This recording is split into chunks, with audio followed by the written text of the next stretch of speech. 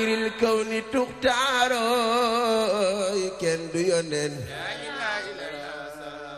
lakalaatul ulubi min alimi naybi wa min ali adama ajma laylatu mawlidu ladi kaana li diini sururun bi yawmi wa zi'aahu wa tawalat busra al-xaat fi an-xat nidal Mustafa wa xaal xanaa wa tadaa yaanu Kisra ولولا آيات من كما تدال البناء وهدى كل بيت نار وفيه كربة من غمودها وبلاء تيارت فالكانا لنيران بها إدفاء مولدو جدوم كسيونا يا رسول الله مولدو كان من فتال الكفر وبال أليم ووبال غنيا به لآمنة الفضل الذي شرفت به خواه من يا الله خملت أخ بدوا أنا بنفسه مولدنا بي والليلة واليوم توبة مولدنا بي والليلة واليوم توبة لا بيانو مولدنا بي والليلة واليوم توبة مولدنا بي والليلة واليوم توبة مولدنا بي والليلة واليوم توبة مولدنا بي والليلة واليوم توبة لا يبايانو مولدنا بي والليلة واليوم توبة مولدنا بي والليلة واليوم توبة من فتال الكفر وبال أليم ووبال غنيا به لآمنة الفضل الذي شرفت به خواه yónnee naa ñu wax la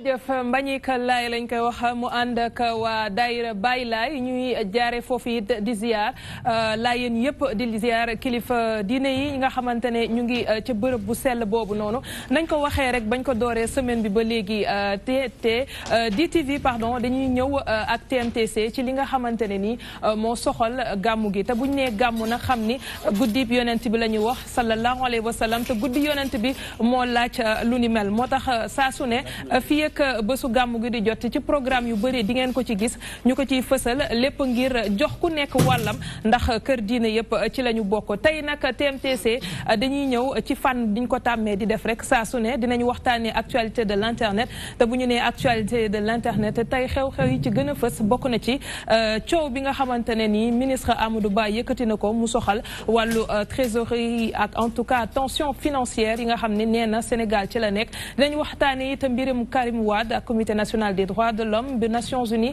fasil xëy daan ne li nga xamante CREI yi dogaloon na ko ñoom teggi nañ ko teg na le loolu it dinañ ci ñëwaat te Pape Ousmane Cissé lay doon ndax tey moom mooy yaatal xibaar yi gën a fës ci wàllu internet moom it léegi-léegi dinañ ñëw ci moom buñ ci noppee dañuy dalal ki nga xamante ne ni mooy suñu gan tey ñu koy woowee Ahmed Ndir bokk ci comité directeur bu PDS di dalu nag di ganu Serigne Modou Mbacké Niang tey dama Serigne Modou Mbacké Niang nga xamante moom mooy gérer tey li ñuy wax actualité politique et sociale monsieur Fally Kanté mu ngi ak ñun ci plateau bi di chef projet TNT foofu it dina am loo xamante ni dinañ ko waxtaanee mu soxal coow li nga xamante yëngu na fan yi ci diggante Excaf ak groupe bi di Star Times loolu it lépp lu ngeen xam ni am ngeen ci lu lënt ci seen xel daañu ko leeral léegi lay doon ba tey ak Serigne Modou Mbacké Niang ñu am it Mame Diarra ci la ñu bokk Mame Diarra Diallo tey di waxtaanee diabète ak jafe-jafe yi nga xamante ne mën na ko jural nit ki ba mu doon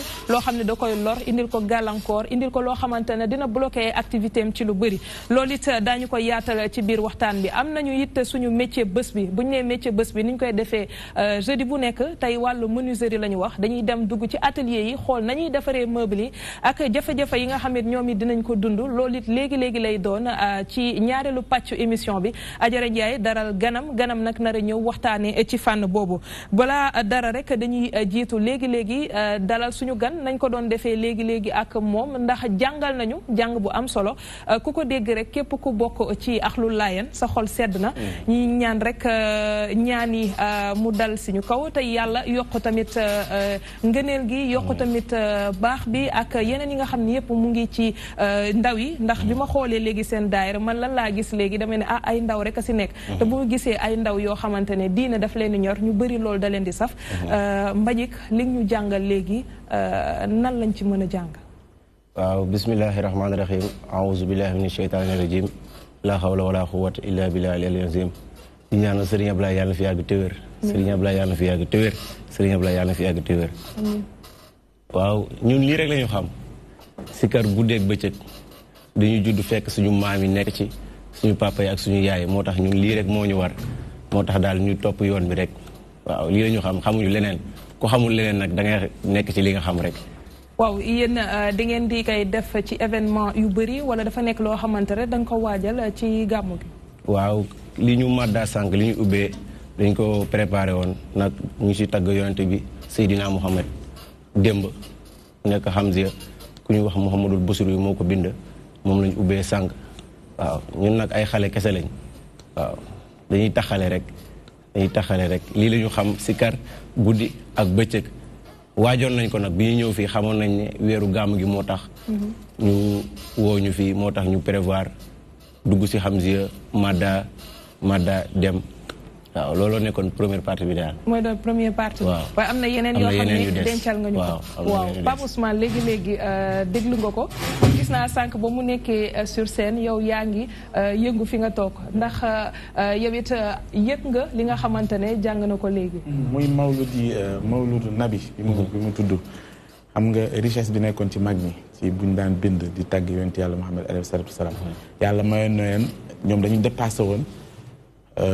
ki yàlla yónni woon mu doon nit bàyyee ko ci doomi nit dem nañ bi seeni bind da nga daan remarqué maanaam baatinu yonent yàlla Muhammad alayhi salaatu wasalaam da nga xam ne ñu bëri dañ ko umpale loolu booy déglu ku mel ni Seydina Limaamu Laay al-Mahdi la mu ca wax ba ñoom ñu naan sallallahu alayhi wa sallam mooy richesse bi mooy mbóot bi loolu moo lay wan ni mag ñi am na lu ñu liggéeyoon te am na fu ñu yeggoon ci seen borom te booy dégg ku mel noonu muy tagg yonent bi sallallahu alayhi wa sallam da ngay xam ne lu mu xam la yemu rek comme ni nga ko waxee ka feeñoon Màkka ñu ne Abdallah mooy papaam yaayam mooy Amina kooku benn pàcc la ca ka fa feeñoon mais am na beneen bi yaat leen ni kooku fii mu ngi seen biir du ma tukkeel àddina kon nga dégg ci ne yonent boobu noonu kooku noonu mooy junj te ñi egg si seen borom xam ko ràññeeku bu wér nga xam ne duñ ko réere bu mukk ñooñu xam nañ kooku mooy wax te kooku du fa jógee mooy leer ji nga xam ne moo njëkk moo sos lépp lu sosu waaye nag bu ñu bëggee xam nu mu demee loolu gëstu la da nga fay jaar moo tax ñoom bu ñu bindee dafa am profondeur loolu laa ci déggee loolu laa ci yégee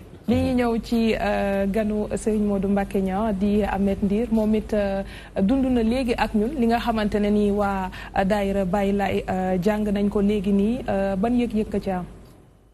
waaw maa ngi laan nooyu soxna si ba sant yàlla moo borom ba màgg bi ba kawe bi ba tedd bi lu dëggal itam kenn woote Baye Laye ndax man itam mu gëm ne yàlla moo yoon ni Baye Laye alayhi salaatu wasalaam bon mais mbokk la ma fi fekk Baye Laye yàlla moo nu ko sédd alayhi salaatu mu ñëw fii ci Yoof oote dëggal itam ne li kulli ummatin rasul maanaam xeet wa nekk am na bi yonent te man personnellement def naa yëg-yëg boobu la ma si gën a am ñoo waxee ñeneen naar yi dañu raciste wala ñene ay nangami nit ñoo dee Safa ak Marwa ndax dañu jël benn yoon di fa jaarale ay nit ñi ñuul in xar màkk in wan nit ñi ñuul ñi ne duñu dara waaye yàlla dimbali nañu bay nga mel ni man nañaa dëgërlu si diine ndax wóor na ne Baye Laye moo la Muhammad alayhi salaatu wasalaam kon comme ay mbokk nga fi fekkee xam naa waaw macha allah waaw yëg-yëg bi dégg nañ ko gis nañ ko sëñ Modou Mbacké Niang sëriñ Modou Mbacké Niang lay wax waaw sëriñ Modou Mbacké Niang mënee na ca Touba mënee ca Tivaouane waaye mënee na it ca Baye Laye maanaam soxna Aram dama kontaan parce que jeunesse dafa am solo jeunesse dafa am solo surtout ma ndaw lu toog digg dooleem l'islam daf ko soxla adduna soxla ko ci la jeunesse mooy avenir u adduna mooy avenir u Sénégal bi bu bëggee xam say ndaw réew nun mel rek noonu ngay sa réew di mel ëllëg moo tax ma gisee ay ndaw yu mel nii waroon na toll ci xëy na bu leen neexal seen xel ne ci leneen waaye ñoom ñu ne ci yëkkati baatu laa ilaha illallah di topp njàngaleem ki nga xam mooy maam Sidina Isa loolu dafa am solo ndax li am solo mooy nit ki tàggat ko ca teel mu commencé na bi jëm ëllëg ci ñoom yoon bi nekk yaakaar naa lii la Sénégal soxla fi mu toll nii ay ndaw yu xam fi ñu jëm lan la ndaw yu ñu yar ndaw ñu xam diineem ndaw ñuy bàyyi xel ndax ñi bu ñu toppee nii incha allah Sénégal day mën a jaxuñu ci ñoom. est-ce que Mbagnick dégg na li nga wax topp ci wóyal ko mu bañ a nekk loo xam ne rek day doon événementiel périodiquement ngeen cay defal est-ce que di ngeen ci sax ba pare bokk ci li nga xamante ne jege ngeen di ay ndaw communauté ngeen di nekk forcément dina am impact boo xamante di ngeen ko am si ndaw yi ndax loolu yéen te yéen koy sóof. waaw maa ngi koy wax sànq sama biir wax rek que ne ñun xamuñu leneen lu lii dañ judd fekk suñu maam yi nekk si suñu papa yi nekk si te bañ na ko ba dañuy yor daayira boo xam ne ay xale lañ du lundi mercredi jeudi vendredi ba dimanche dañuy daayira kon amuñ fu ñu noppalu ko semaine bi yëpp dañ ciy dem daayira ñun lii daayira la am na ñeneen ñoo xam ne ñëwuñu mais buñ ñëw duñu xaj fii tey lii kese la ñu xam wallaahi alazim guddeeg bëccëg lii la ñu xam duñu dugg boîte duñu dem si affaire yu ñàkk fayda wallaahi est-ce que di ngeen waxtaanee fait de société du ngeen dugg it waaye xew yi dina leen fa fekk comme lii xew si dëkk bi waaw dina am ay coow mu laal ndaw yeeg yeneen ak yeneen ndax loolu di ngeen ko waxtaanee seen biir non duñ ci fekk ñun mooy li ma la wax rek ñun xamuñu leneen bu weesoo dem daayira fédération ñu dem ànd ak général Baye Ndiine amuñu fu ñu noppalu ko chaque jour jàkka ja sikkar tudd laa ilaaha illallaah dem daayira dem jàng ak ñaan kese lañu xam wallaahi ñii seetaan xam nañ bu baax li may wax macha allah wallaahi alazim xamuñu leneen lu dul lii d'accord dinañ ñëwaat léegi si yow si kanam tuuti waaye dañuy jàll ci xibaar de l'internet bi njëkk bokk ñu jagleel ko Pape Ousmane Cissé tey mu ne moo ñu koy yaatalal léegi lay doon.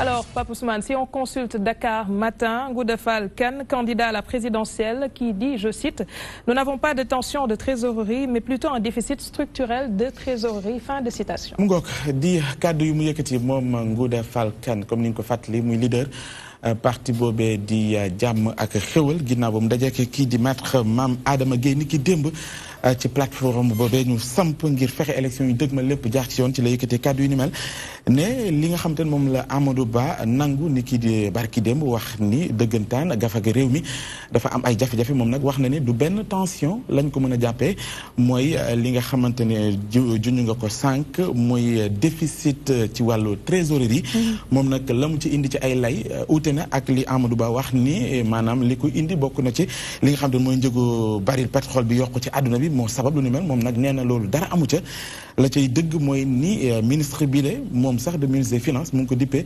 ministre des dépenses ndax jàpp na ne Sénégal la muy dépensé daanaka dem na ba attanatu ko yooyu ci ay lay la indi ne it déficit bi buñ ko mënee comprendre mooy ni Sénégal bu waxee ni moom 4000 milliards la soxla pour financer ay projet te la muy jotee ci ay recettes daanaka néew na loolu soo bëggee xam déficit bi neen ci diggante boobu nga koy xool maanaam bu dee 2500 milliards la ñu am ci lu ñu amee te mu soxla 4000 milliards donc ci diggante bi ñàkk waaw boo defee soustraction bi da ngay xam lan mooy déficit bi donc mu jàpp ni loolu la ci am kàddu yi ci Amadou Ba yëkkati moom jàpp ni daal dañu bëgg a lëndëmal xelu askan wi di ay leer yu bàyyeekoo ci moom moomee di Ngouda Fall Kane. jërëjëf Pape Ousmane ñu ñëw rek ci monsieur Ndir bokk ci PDS waaw président ministre Amadou Ba moom lu mu wax noo ko jàngatee. waaw xam nga madame waxi koppari réew mi dafa am ay jafe-jafe defe naa léegi mu yàgg fi defe naa daaw l'ancien premier ministre Loum waxoon na fi ne dëkk bi dafa am ay jafe-jafe si koppar Amadou Ba bu ngeen fàttale ko monsieur le ministre Amadou Ba génne mu ne si kees ak réew mi juróom-ñaari téeméeri milliards mu ngi fi bon benn problème amu fi. wax ko assemblée nationale it. defe naa fekk na fi ñëpp itam kenn si ñun fàttew ko bu ñu toogee ab diir juróom benn weer après mu ñëw mu nangu mu ni am na tension xam nga tension si ñuy làkkul tubaab ak déficit dafa uute. déficit moo la jafeñ-jafeñ ba sax ba xóot Amadou Ba nag daf ko xaw a oyofal waaye bu demee moom en tant que ministre ba nangu ne jafeñ-jafeñ am na. da ngay gis ne daal du déficit am na lu gën a metti lool. waaw mais moom si boppam sax bu nangoo loolu tey defe naa li waroon jiitu mooy mu démissionner. defe naa la logique élémentaire mooy wax ji li mu fi indi daaw si ay wax yépp ñu rey fi ay étudiants si ndekki mu génne mu ne problème mu xaalis amul si dëkk bi ñu jël xaalis bi di ko maye di ko saam di ko duggal si ay yu mu war te dugg mu dem tey ba moom si boppam mu jàkkaarloo ak Sénégalais yi assumé ne ay la yéwén jafe-jafe am na defe naa dafa waroon démissionner. Modou Mbacké Niang. waaw mbir mu doy waar ministre bi dem. est-ce que loolu solution la. waaw mu dem xam naa leneen la mais problème bi mooy lu toll ni un état mbir xew nga ni dara xewut ni mu ko waxee tout à l'heure bi étudiants yi di génn ci mbedd mi mu étudiants yi privé bi ndax boru 16 milliards. ana booba koppar bi Sénégal am. bi nekk di am bor ak waa BTP ana booba kees état Sénégal. kon bu fekkente ni nee na état Sénégal am na xaalis ci ay bor topp ko nga déggaat ba ki démb campus social UCAD ubbi wuñ ko ndax borom 6 milliards ndax problème restaurant bi. nga dégg ko ba ki démb Gaston Berger 2 milliards. kon Amadou Ba ci boppam man damaa jàpp ni tey bu jëmaat si naan ay léewan dëgg la am na indi ay lay ay caaxaan laa ko jàppee maanaam ku yëpp sénégalais yi. conséquences yi tey ci koom gi lan lay doon si yorinu réew mi. mooy kenn du xam foo jëm ndax déjà.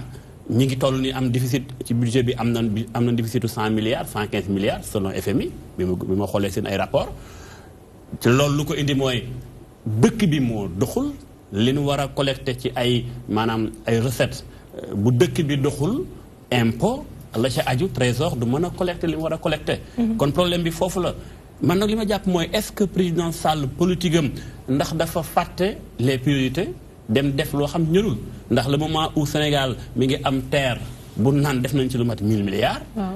di tabax ab arène nationale bu ne woon Sénégal moo koy tabax ndeke Chine moo ñu ko may. ñu tabax ab Dakar Arena ak coup de milliards encore fekk na say étudiants dàq nañ ci 40 000 ñu ngi ci mbedd mi. ndax ñu woon ci privé bi. ngay amee ay bor fu ne man damay jàpp ni dañuy jël alal ji def ko foo xamante ni bii ñorul fàtte fi ñor moo tax Sénégal toll fii tey. jërëjëf monsieur Kanté dégg nga li Ngouda Fall Kane wax di candidat ci élection présidentielle yi est-ce que aussi quelque part nekkul rek sortie boo xam ni dañu naan sa noon moom buy wax si yow mënu rafet. waaw mën naa wund loolu sax waaye comme moom it dafa bokk ci Sénégal dafa am solo bu amee ay problématique yu am solo taxawee nga bëgg Sénégal wala nga aspirer am yenn taxaw yi ci biir Sénégal nga wax ci sa kàddu loolu donc dama koy rafetlu ci position bi ma jël waaye ci position situation boobu nag mooy li déficit budgétaire wala déséquilibre wala yooyu képp ku xam finance wala nga jàng finance di si yëngatu xam aussi état xam équilibre économique da ngay xam ni du situation statique du ligne conduite continue rek buy daw nee na déedéet dafa di ligne boo xam ne dafay discontinue maanaam déséquilibre ci fànn yu mel noonu du ñàkk waaye économie yi gën a dëgër wala état yi gën a dëgër ñu ngi leen di ràññee ci chaque fois que bu déséquilibre amee mécanisme yiy tourner automatiquement pour que déséquilibre boobu mu delluwaat ci équilibre donc déséquilibre du ñàkk waaye mécanisme de rétablissement de l'équilibre dafa am solo moo tax li may ñaax ci loolu mooy ñi ŋànk économie bi ak ñi ŋànk nguur gi ñu dalal xelu population won leen ni que gaa même bu dee déficit am na wala déséquilibre am na en tout cas mécanisme yi teg nañ leen en place pour rééquilibre dellu si waat. Pape Ousmane ni may dellu si waat si yow parce que man da ngeen ne sànq ministre des finances la ñoom amuñu. ministre des dépenses. waaw koo xam ne génne xaalis la mën waaye mënul gérer koom-koom.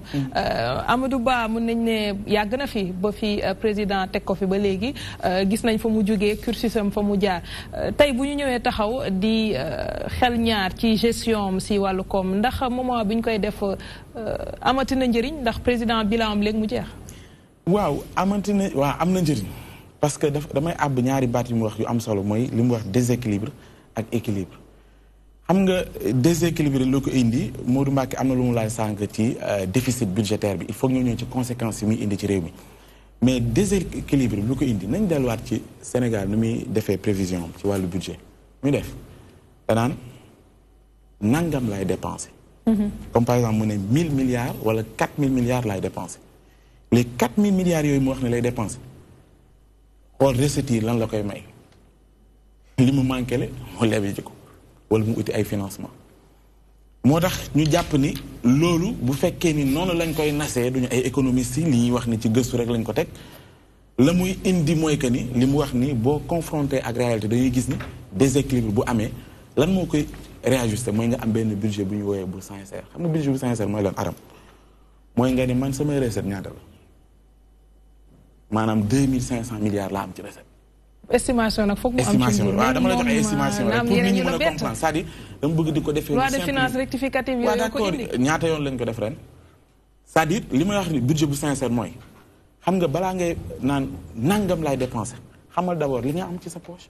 très bien ci gàttal maanaam xam na lu bopp attan soo nee nangam laa am nga prioriser say dépenses waaw boobaa leneen loo ci manqué le mën nga ko lebi léegi déficit bi muy wax ni xam nga mooy conséquence bi mooy ne état da koy uti 30 secondes léegi bu koy uti léegi sur le marché financier mën na fa dajeeg le secteur privé national ca la mu soxla mooy ni doole ya mu am forcément entreprise sénégalaise mënuñ coo jot que ce soit marché international ou national léegi xam lan lay indi mooy entreprise bëri lañuy tëj Sénégal nañ dem compter ñaata entreprise ñooy tëj par at.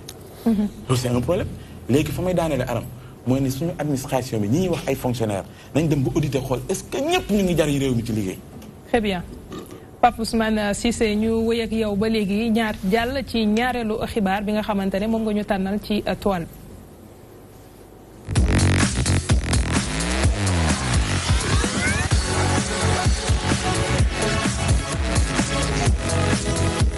Sur Seneweb, nous retrouvons l'affaire Karim Wade. Le Sénégal ne peut pas engager un bras de fer avec les Nations Unies. waaw muy kàddu yu bàyyeekoo ci ki nga xamante ne mooy maître Assane Diom Ndiaye mi doon addu ci mbirum Karim Meïssa Wade ak ndogal ba bàyyeekoo ci CREI ñu koy fàttaliku loolee daan ko juróom-benn atu kaso waral ba maanaam comité des nations wala ba comité des droits de l'homme de Nations Unies mel ni ku xaw a sàkku ci nguuru Sénégal mu fexe ba xoolaat la maanaam réviser li nga xamante ne moo tukkee ci boobee procès loolee nag moo tax ba moom maître Assane Diom Ndiaye di wax ni convention yi nga xamante ni Sénégal jot na ko xaatim ca bitim réew moo weñ ay loxom ngir mu nangu lépp loo xam ne dafay bàyyeekoo ci lu mel ni Nations Unies di ay ndogal lu ko mooy bras de fer boobu noonu xëy na du doon lu koy arrangé waral ba moom biñ ko laajee moom maître Assane Diom Ndiaye ne ko ndax ab arrêté buy bàyyeekoo ci Nations Unies mën naa neenal li nga xamante ni moom la CREI bàyyi jël ci ay ndogal jëm ci Karim Meïssa Wade la mu wax leer na nee na waaw lu mën a nekk la parce que fii nii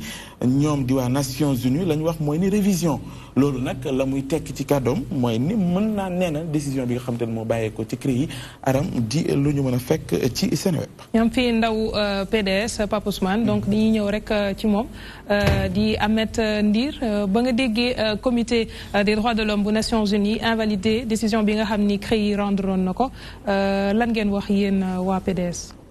xam nga madame bu ñu feddalee li ñu waxoon sa njëlbeen def naa Macky Sall léegi mu am fi juróom-ñaari at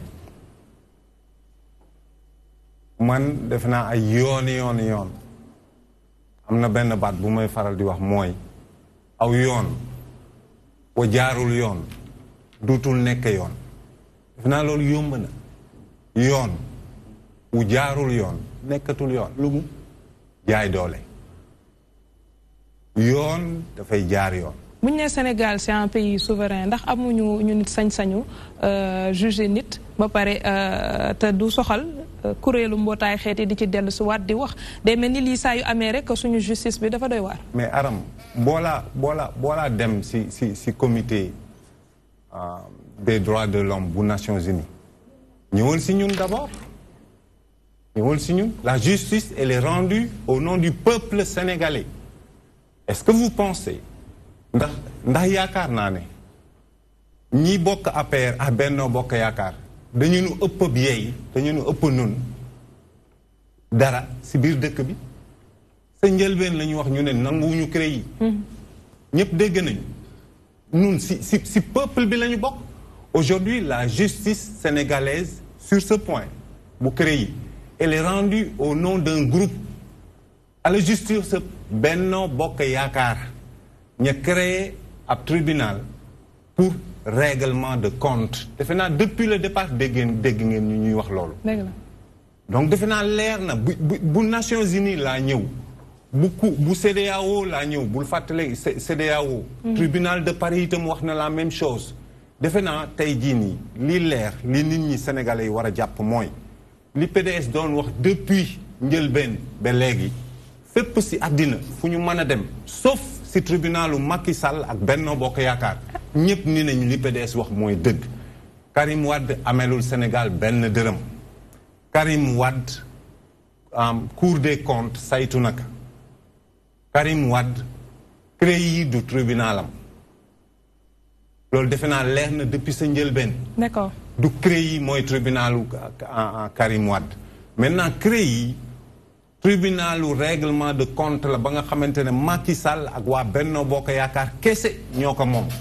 ñoom rek si àddina ñun nanguwuñu ko ñu bari si dëkk bi nanguwuñu ko amul fenn si àddina bi fu ñu ko nangoo waa est-ce que léegi ñun dañuy toog wala sénégalais dañuy bàyyi Macky Sall ak groupam bi mu àndal ñuy jaay doole di def lu leen neex si la nga xamante ne moom doole yóbbu ko pale ay loi ñoo ko yóbbu pale bu fekkente ne loi yooyu noonu ka teg foofu noonu moom dafa toog pale ba pare jël loi sànni fële ne faaleetuma loi parce que loi nekkul Sénégal kese Nations Unies itam wala CEDEAO itam ay tribunal ñoo fa nekk comme tribunalu sénégalais yi bul xool kese ne ñun nation bu autonome lañu. Très bien.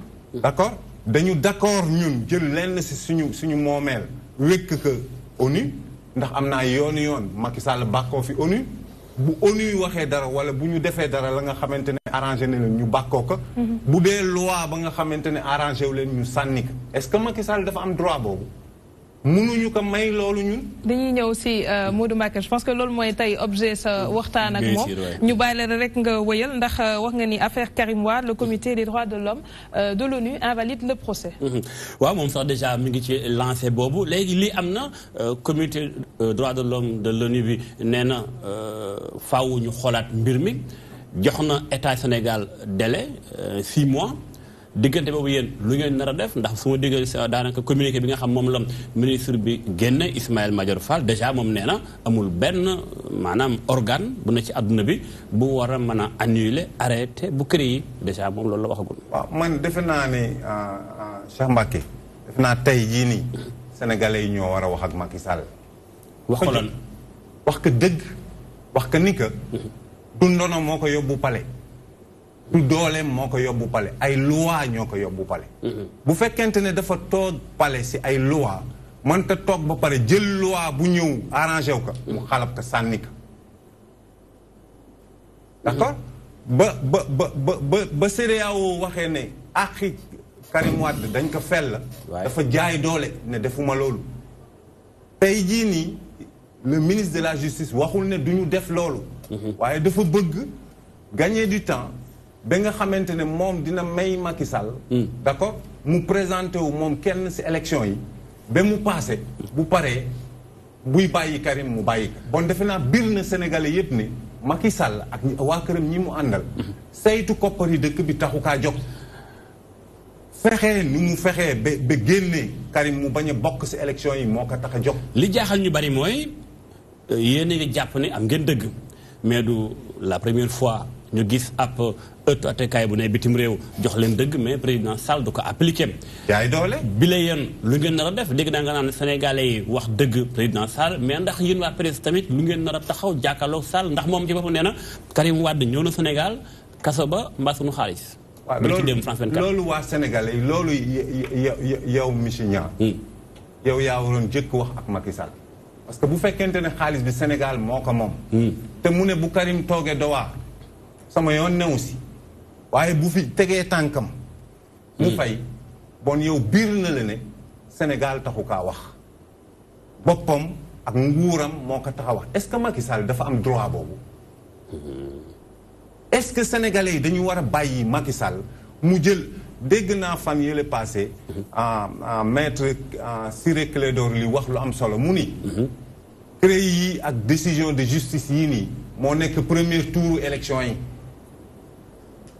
justice mooy éliminer premier tour candidat yi deuxième tour le février élection yi ñuy wote février deuxième tour kese la waaye premier tour bi mooy justice léegi loolu ban taxawaay ngi nar a am yéen waa PDS en tant que parti bu ñëpp xam depuis 42 ans ñëpp dégg nañu lu ngeen wax ñëpp dégg nañu ñun dañu wax ñu ni Macky Sall candidat la bu ko neexee dégg naa dinañ ko investir ñun wax nañ nu ni tenir nañu suñu congrès investir nañu Karim Wade. Karim mi mënul ñëw. waaw non xam nga Karim di ñëw moo waral coow lu bari lii lépp. bu ñëwee yéen du ngeen am candidat di kon ndax bu ñëwee mu laaj ko xaalis ngeen ne. kan moo koy laaj xaalis. xaalis bu nga xamante ne moom président lu mu wax leer na sur France 24. lu mu wax bu yegsee. na fay amende. waaw moom ça n'a rien à voir ak dossier beeg lii ça n'a rien à voir avec une question personnelle. mais bu dugg see Sénégal dina fay li nga xamante moo ko warloo ak justice. léegi bu yegsewul nag jarul mu fay. kon yéen du ngeen am candidat. non dama laaj mu voté fii la war a nekk. ma ne bu yegsee daal war naa fay bu yegsee Karim madame. Karim bu dee deful dara léegi la moo tax ñëw. xam nga Karim président Macky Sall moo ko tëj ñetti at gracier ñu yëpp ko si avion. CREI moo ko tëj du président Macky Sall. Macky Sall moo tëj Karim Wade wax naa la léegi mën na la CREI du cour CREI benn juridiction d'exception bu ñu fi tëral la ba nga xamante ne Macky Sall ak waa Benno Bokk Yaakaar ñoom ñoo ko jël di ko dóore seeni mais da nga nangu ni Sénégal tam dafa am aussi séparation des pouvoirs. moo dinañ ko nangul que ni justice ma nga fële li ñu duppee exécutif ma nga fële législatif ma nga fële. monsieur Niang dégguloo ma ba léegi ma ni justice bu jaarul yoon dootul yoon pour ñun ñu ni CREI du yoon bon du justice ñun reconnaître ñu masuñoo reconnaître CREI masuñu kaa reconnaître defe naa li ma wax leer na reconnaître ñu ko démb reconnaître ñu ko tey bu subaa duñu ko reconnaître dafa nekkul ne ñun rek ñoo ko reconnaître léegi Nations Unies wax na bërk démb la wax ne CREI du yoon mënuloo jàpp nit te amuloo benn preuve defe naa loolu la ñu wax démb CEDEAO jëkk na kaa wax bon ñépp jàpp nañ ne CREI du yoon sauf Macky Sall ak waa këram maintenant ndax Karim dina ñëw ndax Karim du ñëw madame CREI ñu ni Karim mooy sunu candidat bu soobee yàlla yàggatul léegi tey mu ñëw bu ñëwee bu fekkente ne sénégalais yi dañu mën a seetaan. yéen a ngi am ku koy parrainé Karim. ku koy parrainé. ku koy parrainé. waaw xanaa yéen a ngi ci parrainage. man de parrainé naa ko. waaw ak ñeneen ñi ñu àndal. defe naa yéeg nga ne defaroon nañu suñu ay fiche te itam duggoon nañu si biir dëkk bi d'accord def suñu ay parrainage defe naa li ñu laajoon ñu ne xaw ma 60 nangam 1000 la ñu laajoon. d'ailleurs li ñu laajoon kenn mënu kaa xam parce que fichier bi kenn xamul. fichier bi ministre nee na bu ñu jógee gàmmu kenn xamul ñaata. waaw mais sëñ bi xam nga tamit. xam nga Ahmed laa tudd. Ahmed. waaw Ahmed Ndiir ah. Ahmed Ndiir xam naa man maa waxee sëñ bi rek mais xam naa ne Ahmed Ndiir mi. c'est-à-dire il faut que tamit ñu bañ a naxante man jàpp ma ni am na ku ëpp dayoo ku mel ni Maître Madické Niang ci parti démocratique sénégalais su demee ba toll ci benn jamono jugé ni dafa war a génn samp ndëndam. jàpp naa ne loolu déclic la mooy ne xëy na am na information bu ngeen amul yan au-delà de ay coowu comité des droits de l'homme wax na lii nangam man côté justice waxuma ci mais li ma la bëgg a laaj mooy est-ce que yéen réellement rey bi ngeen rey seen bopp ci terrain bi Karim nangam est-ce que vous avez la bonne info est-ce que xam ngeen fa ñuy dogalee fa ñuy waxtaane ci suuf yoo xam mu ngi ci biir yéen yéegu leen ka ñu ngi koy togg muy ñor xëy na ku mel ni Maître Madické Niang jot ko ne dafa bëgg a sauver parti démocratique sénégalais loolu la wax te baat boobu bu ñu ci taxee rek am na lu mu bëgg a wax c'est-à-dire li ma bëgg a wax foofu mooy ndax yegg ngeen dëggantaan ci xam lan moo xew pour mën nag waxal ci seen candidat boobu ngeen di wax Karim Meïssa Wade te ba léegi yéen a koy waxal de mais mosuñoo gis fenn ku mu mandaté nit ñi wala nangam lu dul ne bu ñu waxee rek dañu naan parti démocratique sénégalais parti la boo xamante ne légalement constitué am na ay bureau am na ay nangam et tout mais candidat boobu noonu dafa mel ni comme benn bu existé wu. waaw baal ma fàttali ma surtout. Pape Ousmane Cissé. Pape Ousmane li xew yow xam nga ka. déedéet man xaw ma ko.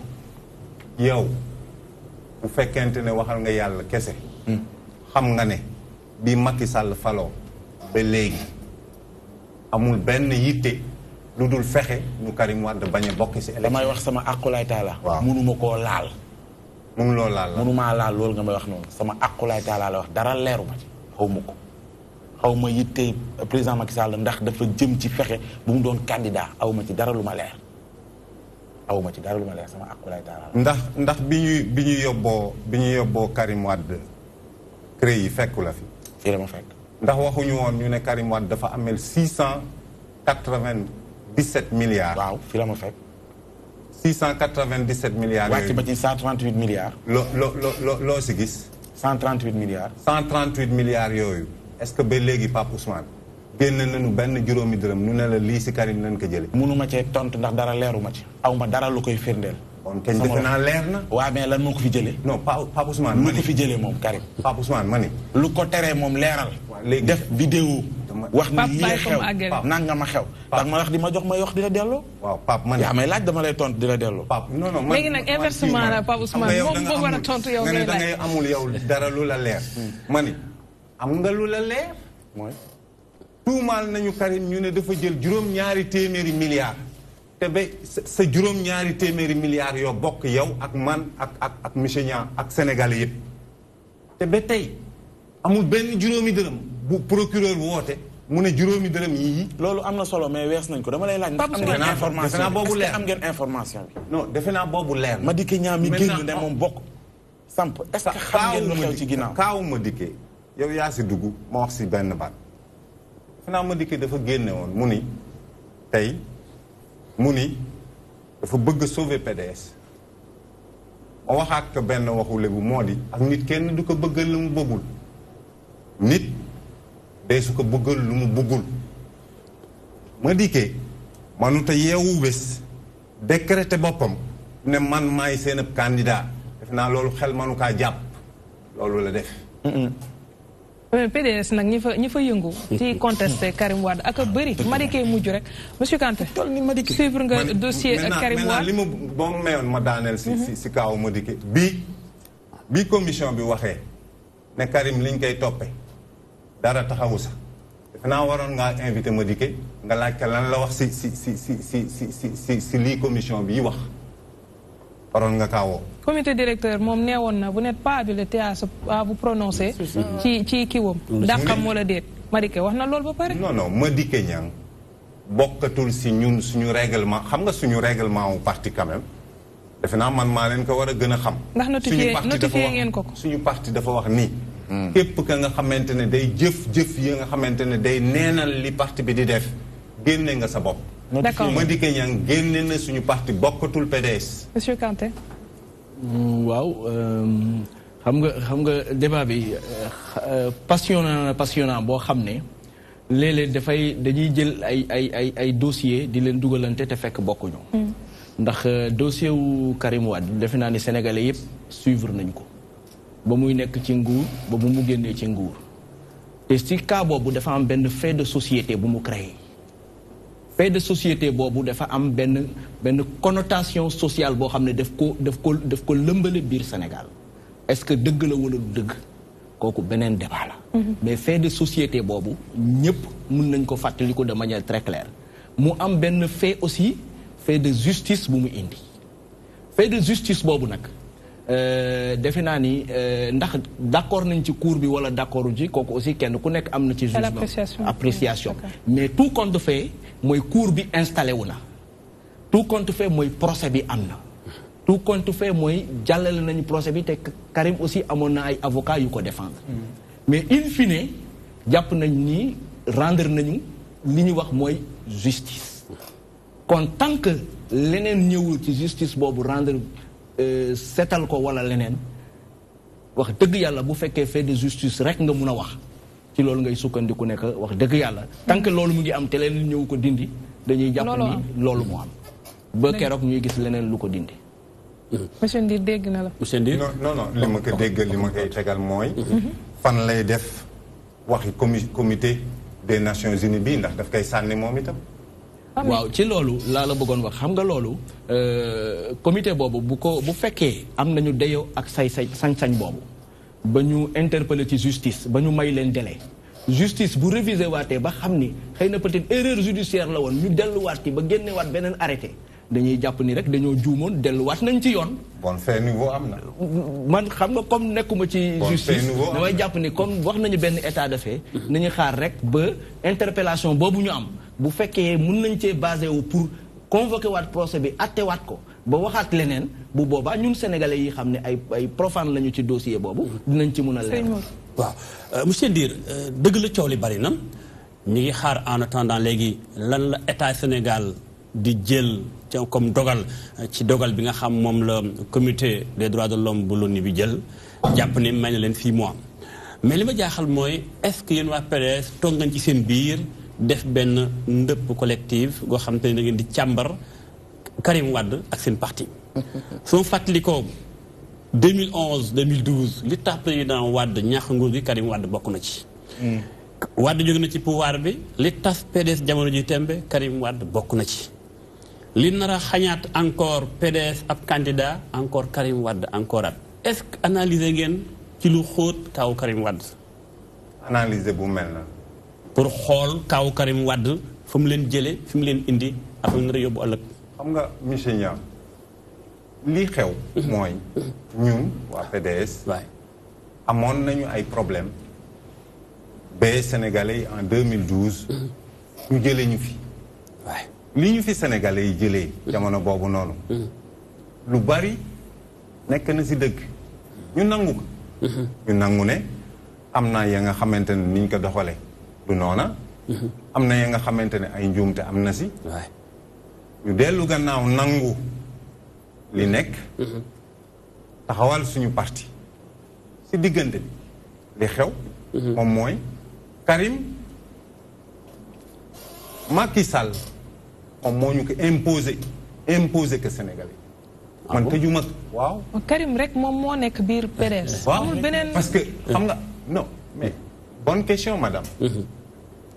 ñaar fukki nit ak juróom la ñu jëloon ñu ne ñii dañ leen war a càmbar xanaa Karim rek moom moo géré woon. donc question bi nga posé wu noonu madame posé que dëgg-dëgg xanaa Karim rek moo fi nekkoon Macky Sall acharné wu si Karim kese Madické Niang bi nga tudd léegi bokkoon na si ñi ñu wax ñu ne dafa luubal xaalis. waay lu tax Macky Sall woowu ko. am nañu dossier de ba bu fi suñu dossier. non bokkoon na ci liste bi. non non waaw mais instant bi Karim la ñuy waxtaane nañu wax ak Karim ba pare ndax am nañu ko fi défendre Karim. am na ko fi défendre Karim mais ku fi défendre maître Madické new fi donc duñ fi nekk di agacer maître Madické. mais xam loolu man accusé wu ma maître Madické dama wax des faits aram. ma ni ba Aliou Ndao génnee yorob listam 5e position Madické Niang la woon. lu tax kenn woowu ko. maintenant Karim képp la ñuy woo. maintenant ñun xam nga lan moo ñu lan la ñu jàpp. mooy tey Karim Wade. dëgg-dëgg dafa am compétence su mën a yor dëkk bi. mën a jiitu si ñun. am popularité bi. am mérite bi. amul kenn si Sénégal à part Mamadou Dia. am politique bu ñu fi mas a tëj ñetti at.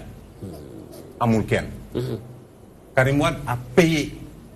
dignement nekk kaso onkul saxatul defu dara ba ñu génn ki mënoon naa tappale wax hôpital wax nii wax na le Karim Wade masuta bind Macky Sall nekk baal entre temps gracier na leen ngeen jël waaw mais grâce moomu maka moomu loo ko aram Macky Sall moo ko moom gracier boo gracier ak nit ba pare yëpp ka sib avion duggal ko si oto yóbbu ko ba si kilo. ñu tamit président lu mu wax ak Karim ñun leeru. mu nangu ko it xamuñu lan la wax ak mais nga nangu ko it soo la wóoree ni yow tooñoo lañ lay tuumaal dara amu ca.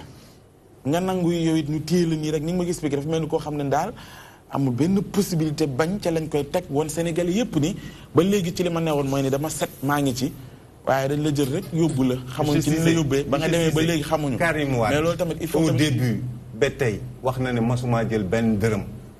pourtant terewul mu dem rëbës tëdd da nga defee ne dafa dem rëbës tëdd noonu parce que rek dafa ñàkk fayda. waa léegi kon yow. léegi bu ñu ko téyee rëbës yóbbu ko fa. Karim Wade auto police moo ko yóbbu aéroport. léegi à supposer que tey waaw d'accord léegi à supposer que tey ñu war a mën a dénk Karim Wade suñu réew. ci naka maanaam. parce que tamit dafa war a am benn rapport de confiance voilà rapport de confiance entre xëy na ñi muy sàkkoo jot seeni vote ak moom le candidat c'est-à-dire ñu xam kii nii ñuy wax ba léegi coow li bëri ci moom lan lay proposer comme alternative déjà ci coow li mu bëri yëpp du ñuy dégg ngeen wax ni orientation yi la am ci réew mi ak yu mel noonu xëy na di nga wax ne programme bi yegg mais c'est-à-dire ci yan base la ñu war a mën a bu ñu demoon tey rapport de confiance boobu war a dox suñu diggante ak Karim pour ñuy supposer ni war nañ ko mën a jox ci réew mi ci lan lañ koy teg. defe naa possibilité ak man-manu Karim Wade doo ko di ngatal. kañ la man googu feeñ xanaa bi. Karim defe naa nekk na fi ministre lu yàgg yow nekkuloo ministre man nekkuma ministre. te kenn si ñun benn sénégalais masuta miimal Karim ne li mu doon liggéey baaxul. naa bon bu fekkente ne man la ak lu mu yore lu mu xam. yow man ngaa nangu ne ni ki ñeneen ñi man na. maintenant la sa des mooy ñun. dañu am confiance ci Karim mu prouver ne man naa yore dëkk bi wane ne itam am na ngor bu mu mën a yoree dëkk bi la sa des mooy monsieur Cissé def naa loolu manees nañ ñu kaa nangul ndax Karim baax na ndax baaxul ñu ni ndax Macky Sall baax na man gëmuma ne Macky Sall mën naa yor dëkk bi gëmuma ne c'est un bon candidat pourtant dama nangu ni yoon may na kaka waaw lu tax yoon war a may Macky Sall moom mu nekk candidat yoon may Ousmane Sonko mu war a mën a nekk candidat man Ameth Ndir yoon may ma tànn sama candidat ma tànn Karim Wade Macky Sall ak waa Benno Bokk Yaakaar ñu ne du si dal ñu nangu ko duñu ko def loolu mënta ne du leen ko def monsieur Ndir mais bala nga naan naam ne fa Karim Wade moom yéen a ngi xeex fii moom ma nga à distance des milliers de kilomètres ci dina ci baax candidat bi moment bi tey ñu nekk candidat ñëpp ñu ngi proposer ay programme wala ñu am ay vision wala ñuy dem di seeti askan wi ay porte à porte di dem ay kilomètres waaw moom candidat bi ngeen samp moom léegi xanaa lu muy def day ñëw li président Sall wax ñëw indaale 138 milliards wala day ñëw rek bokk mer gàddoom wuti fële du ma ko tudd waaw léegi lu ngeen préféré. non xam nga déjà comme ni nga ko waxee noonu defe naa loolu dootul nekk yoon fontu lay nekk. xam nga bu nu ne dañ lay defal contrainte par corps. loi c'est pas Macky Sall moom moo bëgg tëj Karim Wade day wàcc aéroport rek mu jël ko comme ganaaram. dal di ko yóbbu Rebeuss. defe naa du demee noonu quand même. voilà. ah moom loolu la wax de.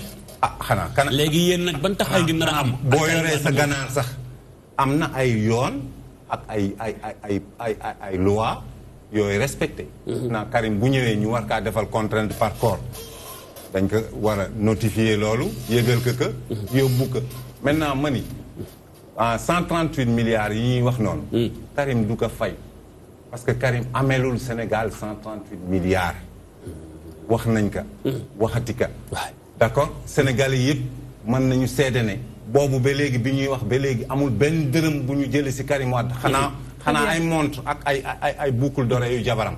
léegi moom kañ lay ñëw Sénégal date exacte Karim kañ lay wàcc tarmac fi nga xam mooy aéroport Gallaye Diagne. xam nga bu fekkoonte ne woon ne xamuma loolu. bu ñu waxantee dëgg. ok maintenant même bu fekkoonte ne xamoon naa ko. xam nga du ma ko wax fii. xanaa ñu koy piéger. d'accord xam nga loolu bu fekkente ne Karim dafay ñëw. ñu xam ne Karim bés nangam lay ñëw. du ma ñëw fii ne Karim bés nangam lay ñëw. waaye mais tamit ab candidat bu war a campagne dinañ ñëwaat si kanam ak dinañ ñëwaat si kanam ak monsieur Ndir si kanam tuuti ngeen dellu si waat waxtaan gën a yaatal ci wàllu Karim Wade mais dañuy avancer rek ndax tamit am nañu beneen fait boo xam ne moo ñu yitteel te ba tey Modou Mbacké Niang moo koy def mu di coow li am si diggante Star Times ak Excaf léegi-léegi.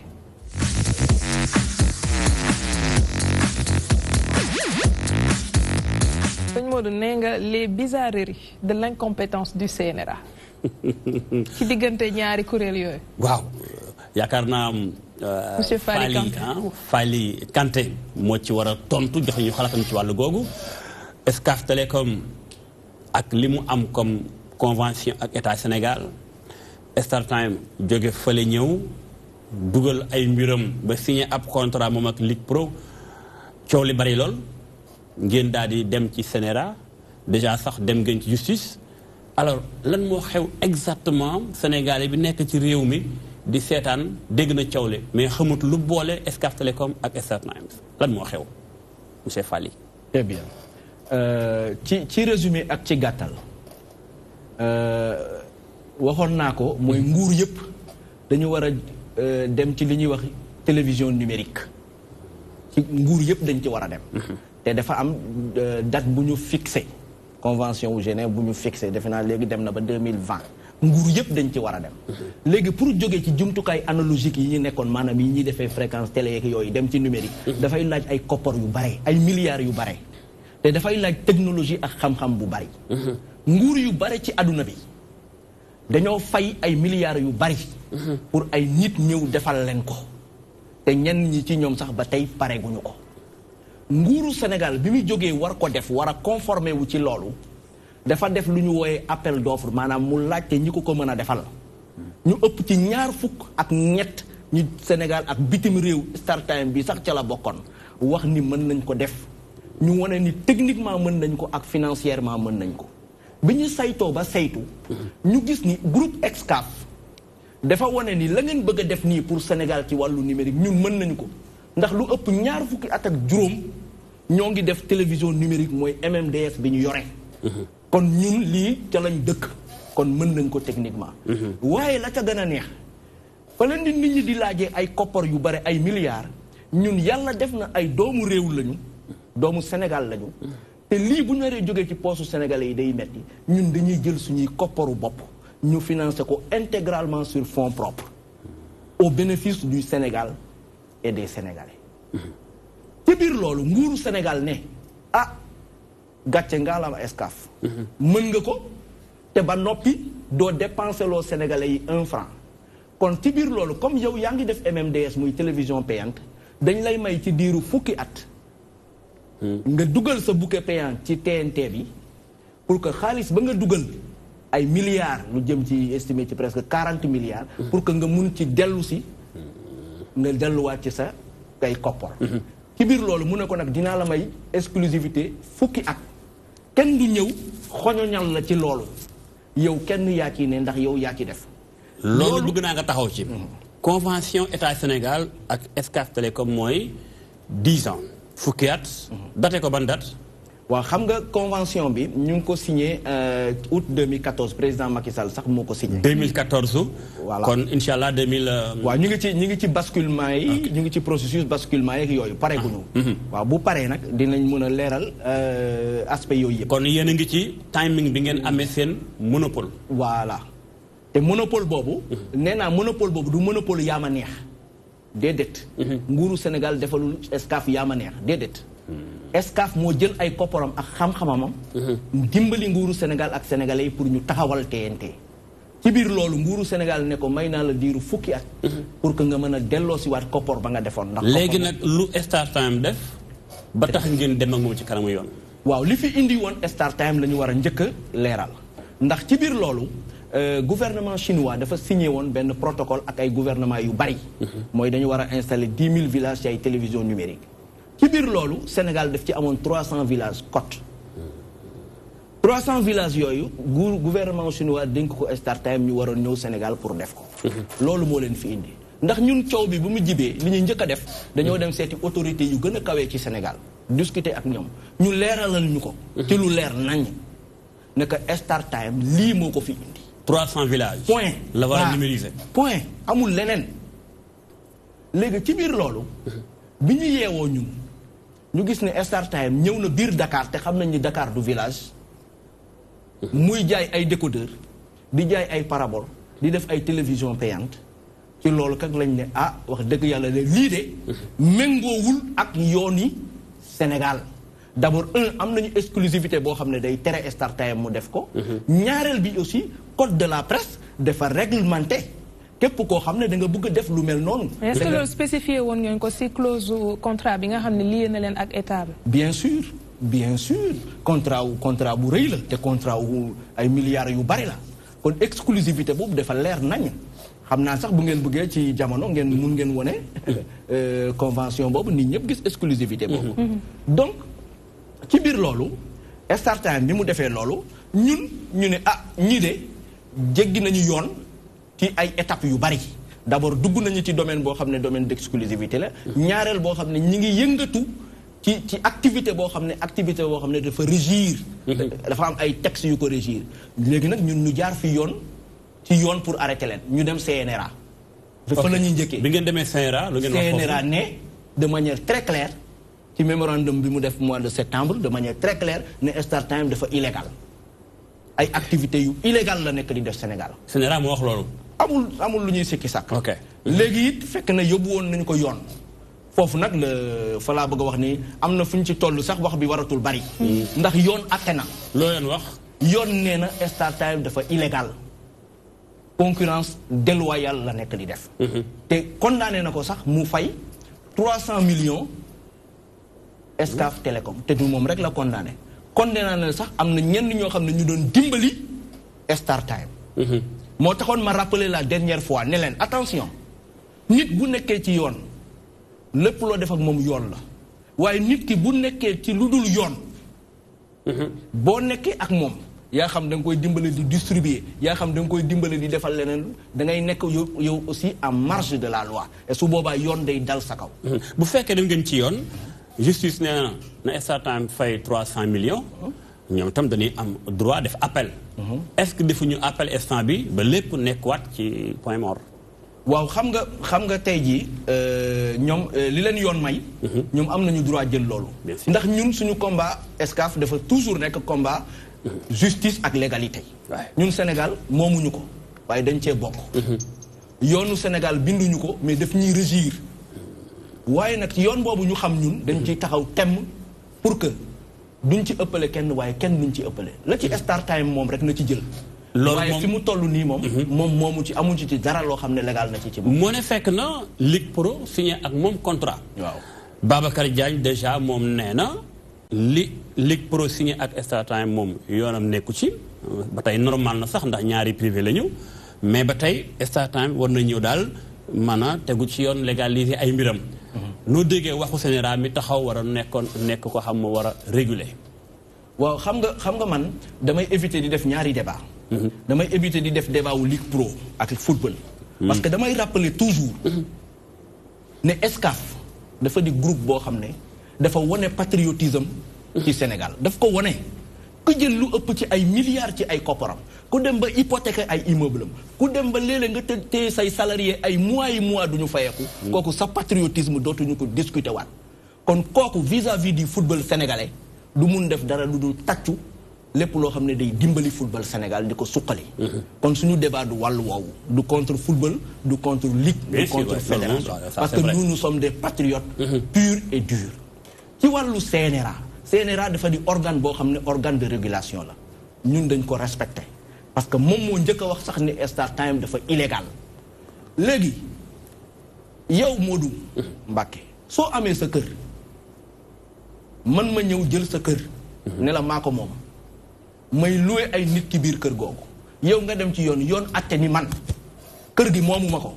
ñay loué lu seen atte luy seen atte ña nga loué luy seen atte waay leer na kon coow li jarul bari comme man je suis illégal comme Star Time est illégal acte yu mu posé yëpp acte yooyu day dugg ci concurrence déloyale bi mu nekk di def mais li jaaxal ñu bari maître Kanté wala sax ma ni directeur Kanté li jaaxal ñu bari mooy Star Time ci boppam moom ginnaaw bi nga demee ci yoon ba ne ko da nga illégal war ko condamné teewul jot nañ ci xibaar que ni doon na indi 20 000 décodeurs Sénégal kon daa mel ni moom li yoon wax ak lépp teewul faalew ko mi ngi bëtt barrière bi jéggi frontières yi dugg Sénégal ak ay décodeurs am ba sax amoon na sax blocage au niveau du port est-ce que loolu lépp nekkul lu lay tiitloo que ni dafa mel ni moom mi ngi forcé waaw xam nga loolu mënoon nañoo tiitloo bu fekkee dañu nekk ci réew moo xam ne du réew yoon du réew moo xam ne nit ñi ils sont avisés dañoo yeewu lu bii dañoo am doole de d'accord naa ko waaye xam nga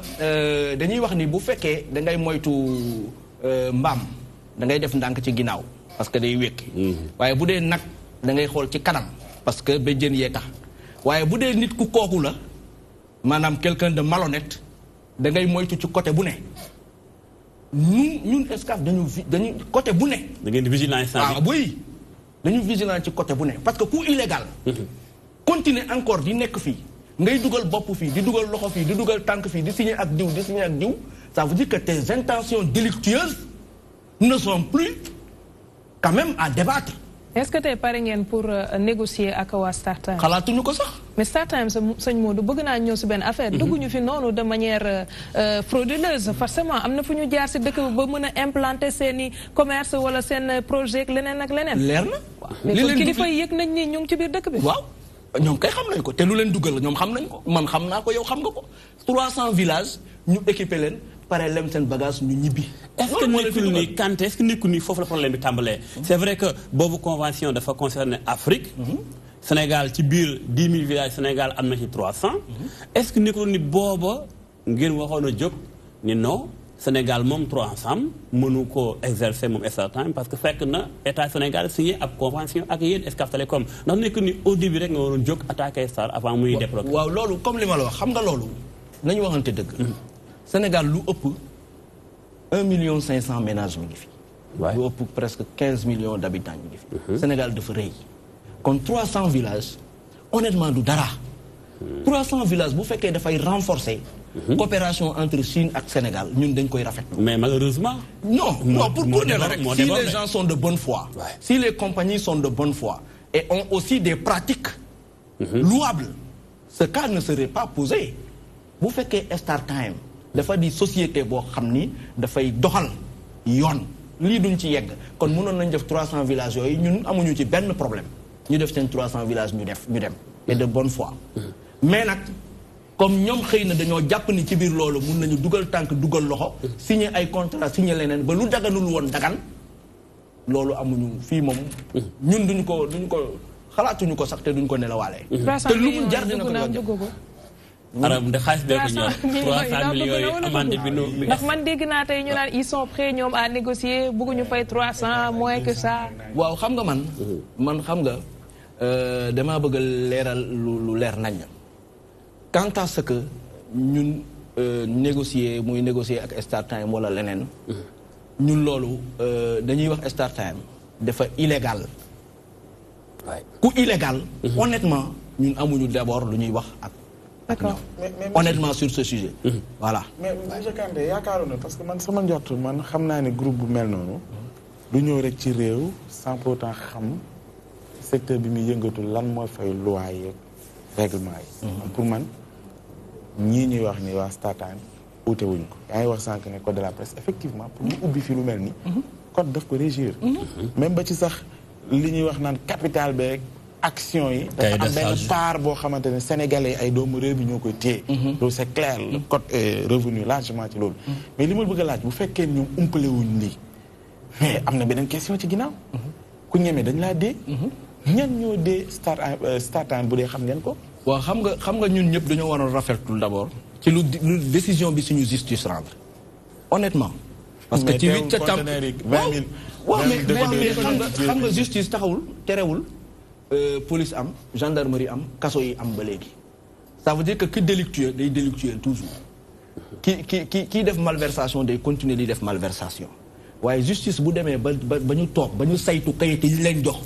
ba ñu saytu ko ba ñu ne StarTimes dafa illégal loolu day wane déjà yëkkatiku Sénégal ci dossier boobu. li ci des nag xam nga mooy lan mooy du combat wu benn fan. dafa di combat boo xam ne nee naa la tant que StarTimes tesewul lii di activité délictueuse yu mu nekk di def. du am fenn foo xam ne dinañ ci teggi suñu tànk. lu ngeen di def ba mu taxaw. waaw ni ñu def mooy xam nga ni ñu defoon ci yu bare xam nga dem nañ CNRA ba CNRA wax xam nga dem nañu ba ci justice ba justice joxuñu ci yoon.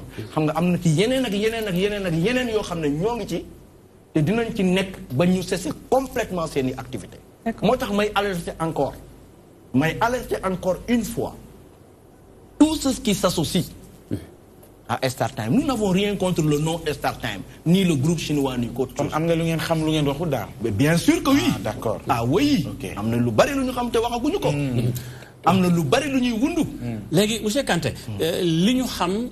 te war koo wax. bokk na ci may la ñaar nga tàggatoo monsieur Kanté. d'accord ku am concurrent tamit même bu nekkee concurrent déloyal lay def teewul am na loo war seen diggante ak askan wi. Excaf Télécom mi ngi distribuer décodeur TNT. lan mooy seen ay innovation pour gën a jege askan wi sam loolu tam c'est important. ci ay ba tam jox leen tam aussi qualité. consommateur bi gën a wane mbégteem. loolu tamit yaakaar naa c'est important. pour askan gën leen a jege gën a xam li ngeen liggéey ak ñoom lan la. waaw xam nga loolu moo tax ma ne présentement StarTimes terewuñu sax liggéey bi ñu warloo ak askanu Sénégal ñu nekk ci. ndax ci fan yu néew yu ñu génn motul sax ñaari semaine ba ñetti semaine gis ngeen ni ci biir en tout cas fi ñu tàmbali région wu Dakar ubbi nañu ay agence yu bari ay agence de proximité. teg nañu ay chapiteaux yu bari yoo xam ne ay ndongoy Excaf ñoo ci ne mu am ñoo xam ne dañuy yombalal population bi ay décodeur ñoo xam ne aussi ay techniciens lañu yoo xam ne boo ci amee problème dañu lay dimbali ñooñu tey boo demee ci gox boo xam ne liberté di nga leen fa fekk boo demee ci Padoua di nga leen fa fekk ñu ngi partout kañ ngeen dans les régions parce que tam booy xool gox yi sori na nit ñi foofu booy xool fu mel ni Touba exemple laa koy joxe tout le temps man dañ may woo mel ni comme que maa nekk DTV pour ñoom maa ngi biir TNT ñeen ak ñeen dañu ak Ousmane bi waa morom koy woo boo demee xam dafa mel ni dafa am benn xëy na manque de communication bu am diggante consommateurs yi ak waa TNT loolu fu ngeen toll ngir gën a raxal diggante bi ba ñoom ñu gën a comprendre en tant que ay consommateurs jege bi mën a am. très bien waaw xam nga boo fàttalikoo toogoon nañu fi ci ay jamono yu néew maa ngi lay expliquer ni démarche de proximité ci lañ jëm. te xam nga 14 régions du lu ndaw. c'est par étape. te étape boo xam ne boo ci nekkee pas yoo posé rek da nga koy saytu. defaraat ko pour démarrer ci beneen pas. fi mu toll ni am na pas yu jéego yu bare ci démarche de proximité boobu ñu def ci Dakar. ci ay fan yu néew di ngeen dégg aussi ci am na région yoo xam ne parce que am nañu ay ndaw yoo xam ne. ñi ngi ci biir région yooyu.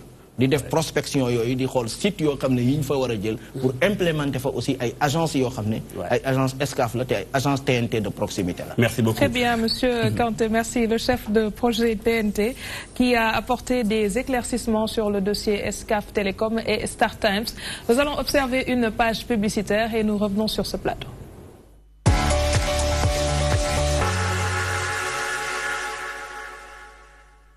DTV samp na équipe am ci dëkk bu sell bi di Tiwaawoon ngir dundaloo leen gàmmu 2018 ci anam yu mucc ayib ñu fas yéene amal ay direct ay plateau ay reportage ak ay documentaire ci dundu ak œuvre Seydi El Hadji Malick Sy dina dalal ay spécialiste journaliste ak ay nitu diine ngir waxtaane ko ci fàttaliku DTV mooy télévision bu njëkk jàlle direct bourdu bi njëlbeen bi ba ci njeextal bi édition bu ren bi it dunu bàyyi sunu manin di ngeen mën a seetaan burtu bi saa yu 20h45 jotee spectacle son et lumière fii la ci DTV guddi gàmmu gi ak direct champ de course ci ëllëg sa moo xam ngay annonceur jokkool ak sunu service commercial di 76 644 50 50 wala 76 644 50 58 ak seen télévision DTV gàmmu jàmm te mucc ayib.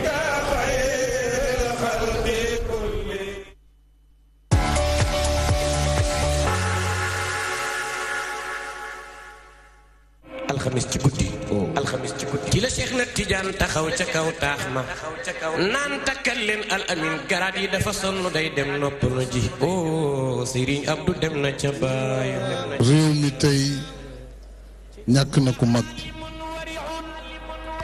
Sénégal ñàkk na ku tedd ñàkk nañu ku rëy ñàkk nañu ku baax ku ñeme woon allahu akbar asalaamaaleykum mu daal di ni nii daal di ma ni ah nit day su fekkee benn tànkam mi ngi ci biir bi ci des nekk ci biti te bi ci biti mooy fekk bi ci biir booy war nga xam ni jeexal na. Seydi Abdou Aziz lépp lu mu wax wallahi dafa ku sàmmoon kàddoom la ku amoon diine la. immunité bi ma amoon ak ni mu ëmbale woon nga xam ni sëñ Abdou xàmmewul woon borom dërëm ak borom milliard sëñ Abdou xàmmewul woon taalibeem ak ku nekkul woon taalibeem. ni mu mënee fàtte lu bari lu mu mënee pardonner sa capacité de pardonner les gens.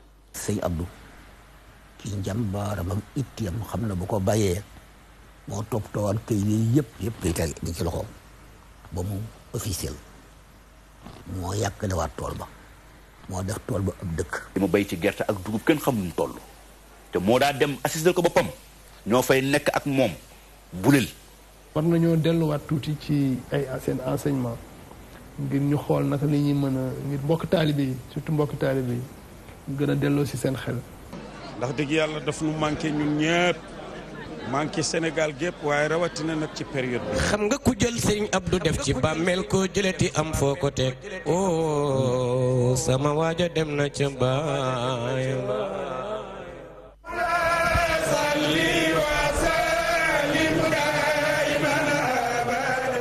waajtaayu gàmmu atum 2018 njabootu sëñ Hadj Malick Sy ñoo leen di woo mbokk yi ci ay xew-xew yu am solo jëm ci ay burdu yu ñu namm amal ci ay gox yu fasantikoo ci réew mi ci ndégalu xalif général des Tidianes Serigne Mbaye Sy Mansour ak ci taxawaay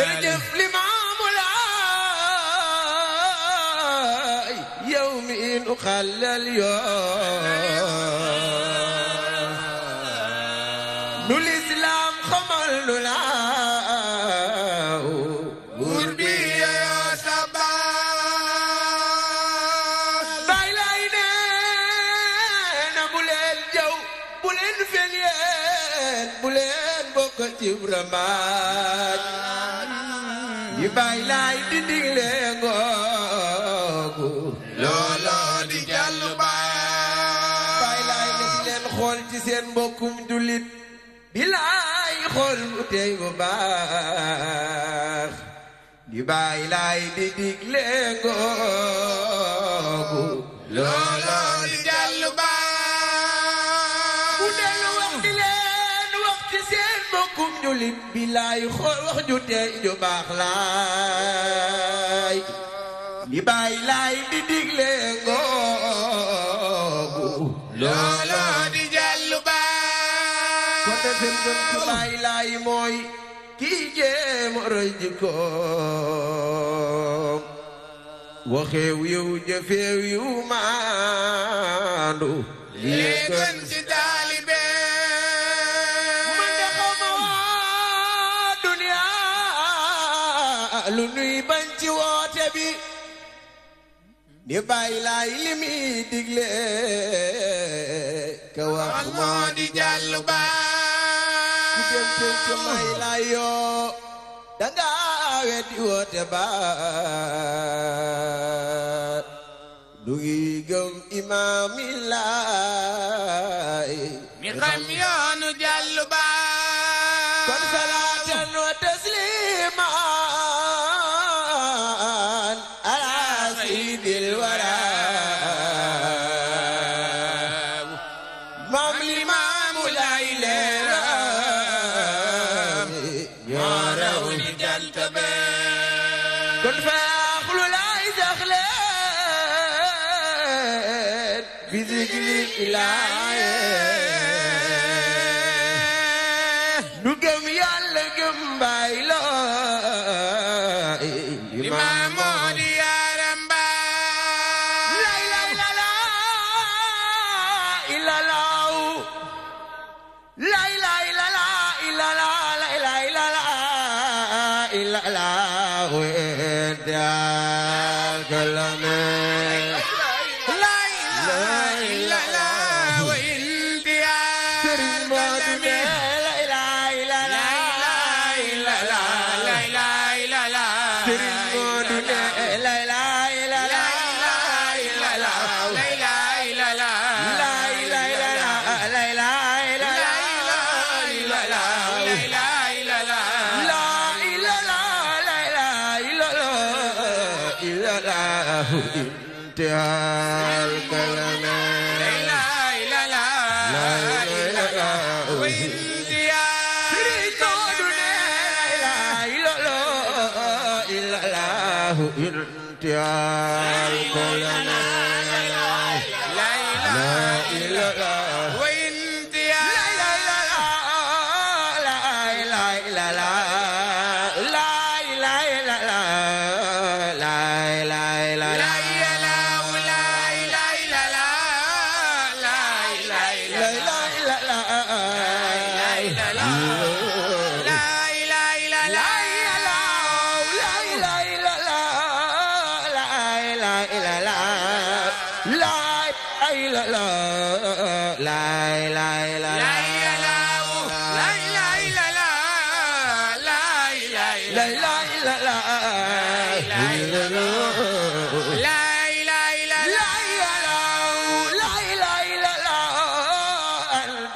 ربنا اغفر لنا ذنوبنا لا اله الا الله انت ربنا اغفر لنا ذنوبنا لا اله الا الله ربي يا جليل اغفر لنا ذنوبنا لا اله الا الله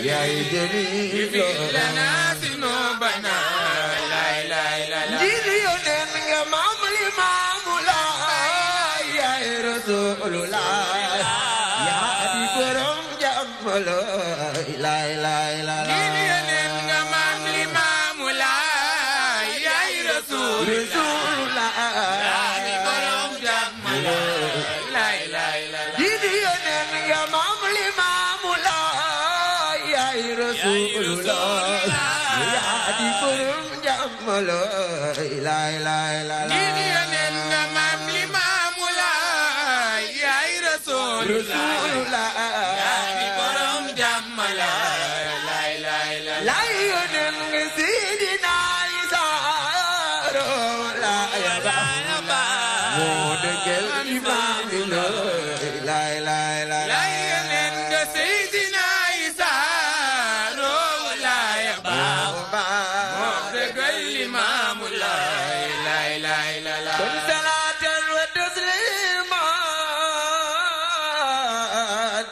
ala sayyidil wara Maam Limaamu Laay leeray moo law ni jant bee Mañak Laay bi ba jumuma daayira xale yi Baay Laay di jaajëfal rek encore une fois ci li nga xamante ne yéen a ngi ciy yëngu doon ko wax sànq rek di ay ndaw yoo xamante ne diine moo leen yitteel diine nag ñor leen ba tax ñuy gëstu ci li nga xamante ne moom la Baay Laay digle waaye tamit di ko doxee loolu it ñu koy rafetlu di leen encourager encore une fois ñu ngi ci ak plateau bi ñeneen ñoo xam ni fekk si nañ si mu di Ajara Njaay Laay ndax tey moom dinaa la may laay bi moom it gis naa ko fi fetasu na yëngatu na lépp xam naa yaram bi yëngu Ajara dalal jàmm dar ñoo defal tey métier bi nga xamante ne moo ñu soxal métier bi nag invité bi bëgguma yegg ci sant bi dama naan Abdoulaye rek bàyyi waari ji yeggalil ma sant bi Abdoulaye la tudd di yëngatu ci wàllu menuiserie ébéniste donc léegi-léegi moom it fekk si nañu si plateau bi ñuy rafetlu seen ànd ak ñun ñu wëyal li nga xamante ne mooy li ñu yitteel rek sànq ñu ngi naan dañuy wax si laa bokk waaye si laa bokk dinaa ñëw léegi-léegi ci yow may fàttali rek ne tey da ngay waxtaanee wàllu diabète ak jafe-jafe yi nga xam ne dina ko jural nit ba mu indil ko ay lorange si yaramam Ajara la ñuy jaar léegi-léegi te ci métier bi ñu jagleel bés bi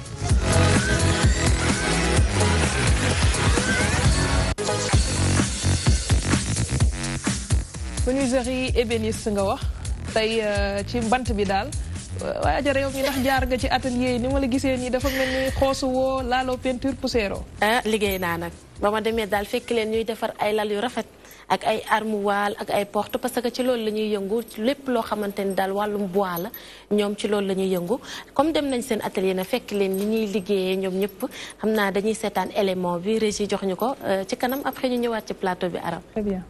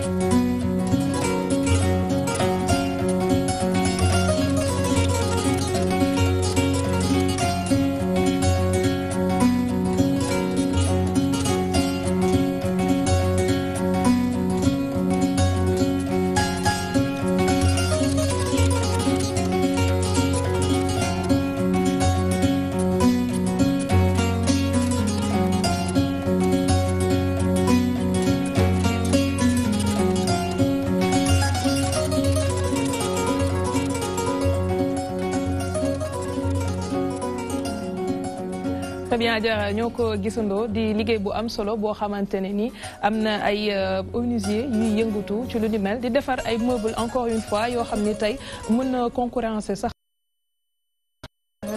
fois sax jafe-jafe yooyu la ñuy am aram ndax yenn saa yi dañuy gis ni sunu ñi nga xam ne ñooy liggéeyee fii mooy ñi nga xam ne ñoo nekk ci informel bi jafe-jafe yi ñuy am mooy dañuy liggéey ay meubles yu am solo yu rafet yoo xamante ni boo duggee ci kër yi dina yànji daal ci biir kër yi mais li ñuy concurrencé xam naa sunu invité Abdoulaye Cissé dinañ ci mën a wax lu bëri ñu gis sànq ay lal yu rafet ak ay armoire mën nañu xam yan façon bois ngeen di liggéeyee.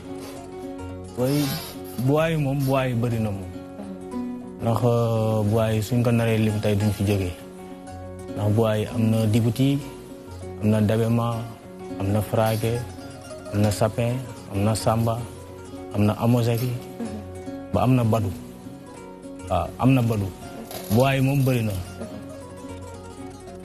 problème mu choix la client bi moom mooy ñëw ne la dibuti laa bëgg wala frake wala bois rouge am na ñoo xam ne day ñëw ne defaral lu rafet kon li ngay liggéeyal sa bopp liggéeyal moo ko léegi su ko defee nag kooku moom dañuy gën a sas su ko defee suñ naroon def 10 dañuy def 20 mais liggéey yi moom lu ma la si mën a wax daal lu ndaw te bëriwul mooy liggéey bi clientèle bi da nga koy jox akam ak délai ak finition ndax liggéey boo gis soo demee bañ ne rafet na la finition moo tax ñu ne rafet na su amul finition ak liggéey bi lu mu seer su amul finition du rafet moo waral finition dafa baax ci liggéey bi beneen bi délai ñun des fois dañuy sàggane délai te délai si lañ lay jàppee si lañ lay bàyyee nit amul lu dul kàddoom ci kàddu yi nag boo faussé benn yoon ñu ne garaawul su ñaaree ñett let ñu ne triant la. Abdoulaye ouvrier buy sàgganee délai bëri na. non bëri na loolu moom dëgg la. menuisier métallique ak yeneen yu mu mënta doon foo def rek dañ lay jox boo beesee daal dinañ la neexal waaye boo xasee ba miin. jeex na. non loolu dëgg la bëri na sama mbokk ouvrier yi moom. loolu moom dama koy wax te dee bëri na sama mbokk ouvrier yi mais du ñëpp. man soo xoolee ku ma jàngal métier musuma jàngal triant métier bi ba ma amee 12 ans laa si dugg ba tey maa ngi si 37 ans. macha allah yàgg na. soo xoolee lu ma am lépp macha allah si laa ko amee. expérience baa ngi fi. ñu gis ni tamit ci li ngeen liggéey bois bi bu ngeen ko yoree di ngeen ci def daal ay dessin ay pour rek rafetal boo doon defar chambre à coucher mën nañu xam ñaata temps la leen parce que sànq yaa ngi wax délai ak durée bi ñaata temps la leen di jëlal ak li nga xam ne moo di dessin yi tey jii est-ce que du yéene koy tànn wala client bi mooy ñëw ni lii laa bëgg defal ma lii. waaw soo xoolee. délai bi moom. ça dépend si yow ni nga koy liggéeyee des fois client ñëw ne ma délai bi ñaata la ma ne ko délai bi 1 mois 15 jours. di ngeen def ci chambre à coucher 1 mois 15 jours. 15 jours waaw des fois mun nañ si bañ a def sax 1 mois 15 jours mun nañ si def 2 semaines mun nañ ko liggéey mu pare mais des fois da ngay dem machine ba xam nga machine moom mbiru suñu borom la da ngay dem di liggéey tey mu coupé. léegi journée boobu kenn waxatu ko léegi bu dee yow délai bi nga joxoon client bi 15 jours la nga toog 2 semaines machine yi dawul su boobaa xam nga da lay faussé mais lépp la at sa xarañte yow yaay xool say feem ni ngay gérer quoi. am jaare ci laa bokk mobilier bi ngay gis bu Sénégal ak yow importé bu la gën a. xam.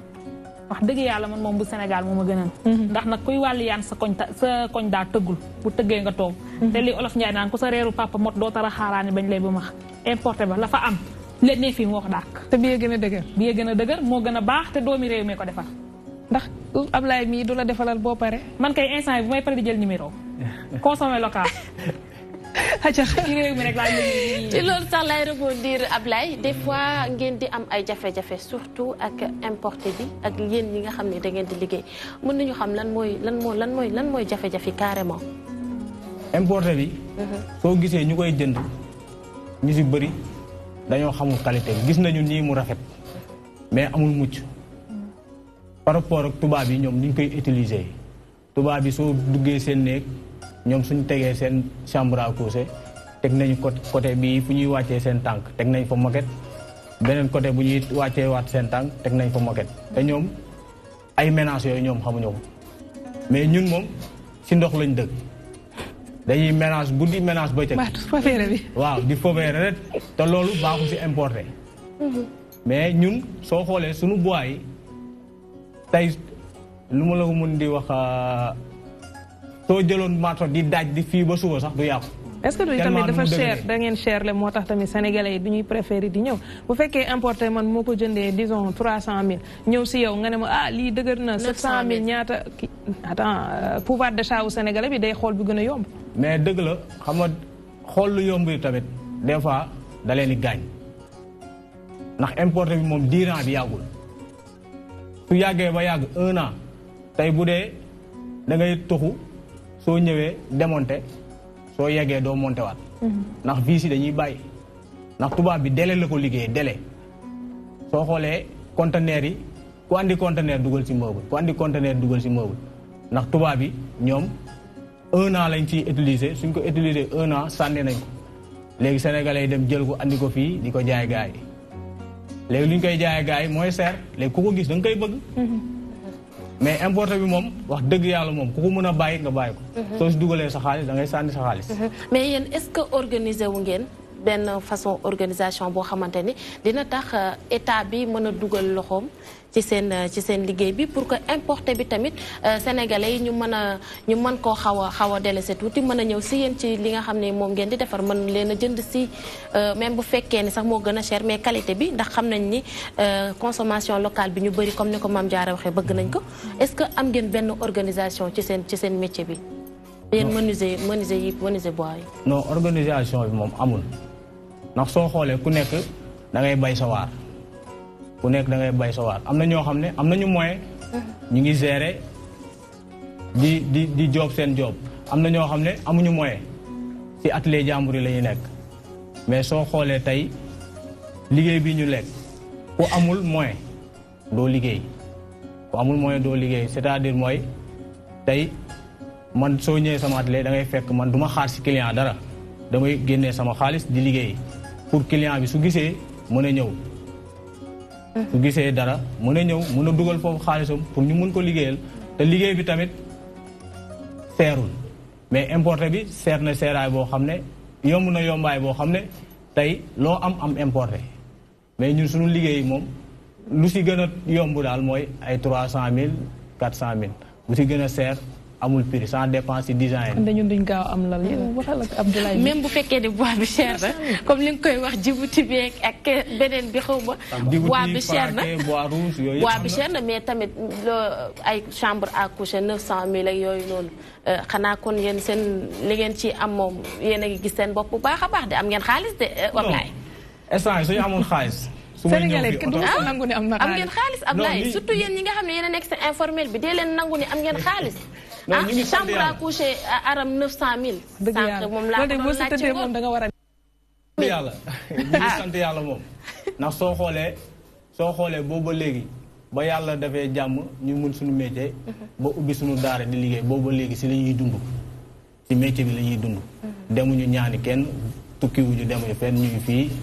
di fighting tey mënoon nañu dugg si leneen wala ñu def leneen xam nga mais soo amee waajur bu baax tàggat la yar la fu mu la war a yaree ba nga màgg tey nga mën loolu yëpp tey da ngay toog fii investir sa dëkk. jërëjëf Abdoulaye Cissé doon noon ganu Adjara Ndiaye balaa ma naan Adjara Cissé Adjara Ndiaye yegg naa ci sant bi ngir sagal ko rek waaye loolu yëpp pour nga defaral ñu lal du leneen moo tax ma wax sant bi léegi dañuy jàll rek ci laa bokk ak Mame Diarra Diallo.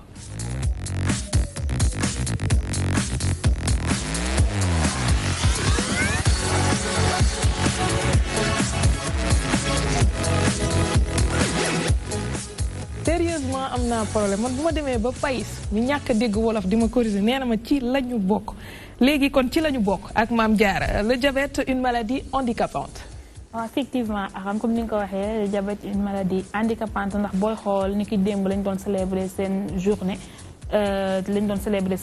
diabète nag nekk li tax ñu ne maladie handicapante la mën na dem ba bu dee taux de sucre bi dafa élevé mun na dem ba téye say bët maanaam nga am li nga xam ne mooy cécité maanaam dem ba gisatoo aussi mun am na ñoo xam ne aussi bu nga fekkee dañoo am benn gaañ-gaañ si tànk bi tombé ñu am diabète bu ñu bañee suukar bi monté dañuy mujjee amputé tànk bi te yooyu aussi dafay bokk ci facteurs yi nga xam ne ay facteurs handicapants lañ loolu moo tax ñuy insister ci li nga xam ne mooy dépistage parce que dépistage bi gis nañ ne ñu bëri dañ ko ragal dañuy daal dem régie xool élément bi ñëwaat. feebar jabet yor ko dafa doon lu jafe lool ci ki ko am situation bi fii ci Kolda dafa compliqué lu ëpp juróom-ñaari fukki ak ñetti nit ñoo ngi ci association ci kaddu Fatou Sonko Badji nekk présidente association régionale des diabétiques. mën naa ne semaine bu nekk ñu ne ma diw dee na 5 grammes la amoon diw dee na 4 grammes la amoon amul lu mu fajoo amul lu mu lekk. ci diiru fukki at ak juróom benn Fatou Sonko Badji moo ngi dund ak jabet ci ay anam yu metti. chaque mois maa ngi dépensé garab 61 000 fukki junne ak ñaar téeméer lay dépensé weer bu nekk pharmacie bii laa koy jëndee ci jokku chaque 6 mois bu ma naree def bilan damay dem ba fanweeri junne lay dépensé. metti na torop seer na. sorewul noonu ñu dajeek ak Aboubacry Diallo moom ki nga xamante ne wayjuru ki yore diabète la. après bu ñu defee analyse yu bëre ñu wane ne kii diabète la am temps yooyu moom xawoon na jaaxal ñëpp xale bu ndaw bu am 10 ans fukki at am diabète ñëpp waaru d'abord. ñu bëri ci askan wi dañoo foog ne régime alimentaire bi ñu am ci jamono ji sàmmuñu ko te loolu dina tax ba ñu bëri di ci jëlee ay feebar yu mel ni diabète ci kàddu Alpha Clefa Diao moom sax dafay jaaxle bi mu gisee yenn feebar yi di dal nit ñi. 14 novembre bi nekk journée mondiale bi ñuy sargal ñi feebar diabète defuñu ko fii ci Kolda te it amul benn activité bi ñu def ngir xelal askan wi ci conséquences yi feebar bii di am ba pare di def ay victimes fii ci Kolda. jërëjëf Samba Baldé di ndaw DTV fële ca Kolda Mame Diarra li nga doon wax rek sànq mel na ni loolu la dëggal. loolu la dëggal Aram parce que booy xool ne ni mu chéré Kolda noonu la chéré Dakar noonu la chéré ci yeneen région diabète feebar la boo xam ne du feebaru baadoo la ndax feebaru baadoo la am na ci dëkk bi. diabète du feebaru baadoo la moom kay boo ko feebaree foog nga yor xaalis bu bëri bëri boo xam ne sa poche du ko fekkee boo xam ne di nga ko mën a fajoo mu nekk aussi loo xam ne lu doy waar la parce que ñu bëri dañoo yaakaar ne suukar rek mooy li nga xam ne mooy joxe diabète mais Aram même ceeb bii ñuy lekk sax dafa am suukar. dëgg la dugub bi aussi la même chose te li gën a métti si affaire bi mooy du ñu nangu dem defi dépistage man ak samay morom ñoom saa yoo waxee def la ñu ne ah yii est-ce que suñu mu defee du ma ne diabète ñu wax la beneen feebar waaw est-ce que su ma defee du ma ne diabète naa te ñu wax la diabète nga traité ko moo gën a yomb nga xaar ba nga xam ne affaire yi ëpp na la doole mu nekk aussi loo xam ne Aram lu doy waar la ndax feebaru diabète am na ñoo xam ne bu ñu leen nee dañoo amee diabète ñoom ñooy jël seen bopp régime et dafa dangereux. régime du dem ci ay spécialiste dafa am solo. voilà il faut nga dem ci spécialiste mu jox la say régime te buñ la ko joxee nga defee comme niñ ko waxee. gis naa aussi ñu ne mbuum bi nga xam ne moom la ñuy toggee nuñ koy tuddatee sax cere boobu nu muy ànd la. cere mbuum voilà waaw voilà xobu nebedaay boobu nee nañu boo koy naan dafay wàññi sa suukar mun na dem ba dindi ko ba mu set. te loolu dafa nekk Aram lu dangereux loo xam ne ñi xamuñu ko parce que dosage bi nga xam ne moom la laaj nit yi duñ ko xam. voilà même nebedaay boobu boo koy naan sax dafa am noo koy naanee mais da ngay gis ku ko jël matin midi soir te loolu dafa nekk loo xam ne dafa dangereux ñu bàyyi si xel bu baax parce que bu fekkante ne dafay dindi suukar bu demee ba sa suukar jeex da ngay am problème ndax suukar dafa bokk ci li nga xam ne mooy nit dafa bokk si dundu nit kon nit suukaram warul ëpp mais aussi warul manqué ba koy andil ay gàllankoor Cissé bi xanaa moom dina am hygiène de vie bañ a topp ceeb bi rek ak suukar seeg ñoom seen ñun turu yàlla la ñuy dundee turu yàlla ah ñala ñun ñoo koy dundee. yaa ngi dundee lan turu yàlla yow de boo ko waxee d'accord naa waaye Cissé bi moom d'accorduma mais encore une fois comme ni muy wax rek fësal na ko léegi hygiène de vie dafa am solo te yaakaar naa ne war nañu gën a bàyyi xel li nga xam ne ñu ngi koy lekk saa su nekk. loolu moom dëgg la moom xanaa ku yabu rek di xool ni ngay xéewaloo ku yabalet xool ni ngay xéewaloo ndax feebar yi moom doy na waar daal doy na waar surtout sunu produit yi ñu fi andil ay Adja ak Mami Sofia affaire yooyu yëpp. yaa ngi tooj de. waaw yooyu yëpp moom dañuy andil problème quoi. yaa ngi tooj waaw ku yabalet di moytu daal di moytu. Modou Mbacké Diop. waaw tudd na ko sànq feebaru jabet. tudd na ko sànq dina bëri sax si lii bi te dépistage manque dépistage moom nekk na lu ñu décrier démb sax si journée mondiale. maanaam bi nit ñi tàmbalee dund tubaab ni ma ko mën a waxee. maanaam bëgg yu neex boisson sucrée yi. waaw ba pare bëgg di toog maanaam nit togg cay togglu waaw boo nee togg cay togglu moom nga xam doo sax yëngu du baax. fi mu toll nii booy lekk ci xew léegi nii ci yëngatu bu baax it am problème waaye li am solo mooy daal nañu bàyyi xel bu baax lekk yi nu sénégalais di lekk ni mu ko waxee cere ak mbuumu nebedaay. wala ngay am ay laaxu sangal. yi nga wax ne dafa neexul dégg dara nag. am daqaar. te fii am ci ay am dafa neex yàlla xam ne fi ne boo nee laax ñu jàpp ne kaw baa ko moom. ci demal ci mbéj ndakaaru yi angle boo dem ñu nga fay jaay cere. kon léegi cere baa ngi biir réewu taax. kon nanu ko jëlaat valoriser ko. di ko consommer. mais fi ne ay temps boo nee cere ñu cere mbuum de moom. waaw bàyyee ko waa kaw ga. te léegi ruq boo dem ci biir ndakaaru capital bi laa la wax de. ña nga fa teg meeru laax baa nga à côté. kay jaay cere baa nga à côté. dama koy romb damay kontaan lool. Mame Diarra lan lañu mën a jàpp ci façon boo xamante ne war nañ ko doxalee ci saa su nekk suñuy def ay activités tous les jours pour au moins éviter feebar bu mel nii. voilà comme xam nga feebar bi dafa xaw a doy waar te tam ñu andi benn leeral nekkul ne mag kese lay jàpp feebar bi dafay jàpp xale day jàpp tam jigéen bu wérul feebar la boo xam ne dafa metti ñu bàyyi ci xel te comme ni ko Modou Mbacké waxee ñun li ñuy consommer suukar dafa bëri te duñ ci rendre compte dañuy ndékki dañuy añ jël thé jël fruit jël boisson yooyu yëpp dafay nekk loo xam ba pare nag duñ sport dañuy toog yooyu dafa nekk loo xam ne gaaw mun na la jox diabète ci lu gaaw te ba pare nag yooyu yëpp dañ koy jël te dañoo ragal dem defi test. dañ defi test pratique sport. merci beaucoup yàlla musal ñu ci diabète bi. jërëjëf Mame Diarra rubrique ci la ñu bokk xam naa dina dellusiwaat semaine prochaine incha allah indi laatal ñu leneen loo xamante ni dañ ciy jëlee toujours ay jàngat waaye damay bàyyi Modou Mbacké mu tàggatoo ak gënam. di monsieur Ahmed Ndir. monsieur Ahmed Ndir bokk ci kàngamu parti démocratique sénégalais gërëm la en attendant tàggatoo yi benn question nga yóbbaale ko am na ko wax sànq mooy par rapport ak parrainage bi fu ngeen toll. ndax gis nañ ni amoon ngeen ay fiches yu ngeen génne woon doon na ci parrainage léegi daanaka yegg nañ ci cëppaandaw gi daanaka fan la PDS toll ak seen candidat ci wàllum parrainage. waaw fi mu nekk nii daanaka ñu ngi si dajale fiches yi nekkoon si biir dëkk bi. di itam saisir alors parrainage bi defe naa may nañu ñu gën a dundal parti bi. xam naa lay nguur gi fi nekk jublu si woon loolu mais may na responsable bu nekk delluwaat sa base nit ñi demaat si électeurs yi wax ak ñoom am contact xam nga PDS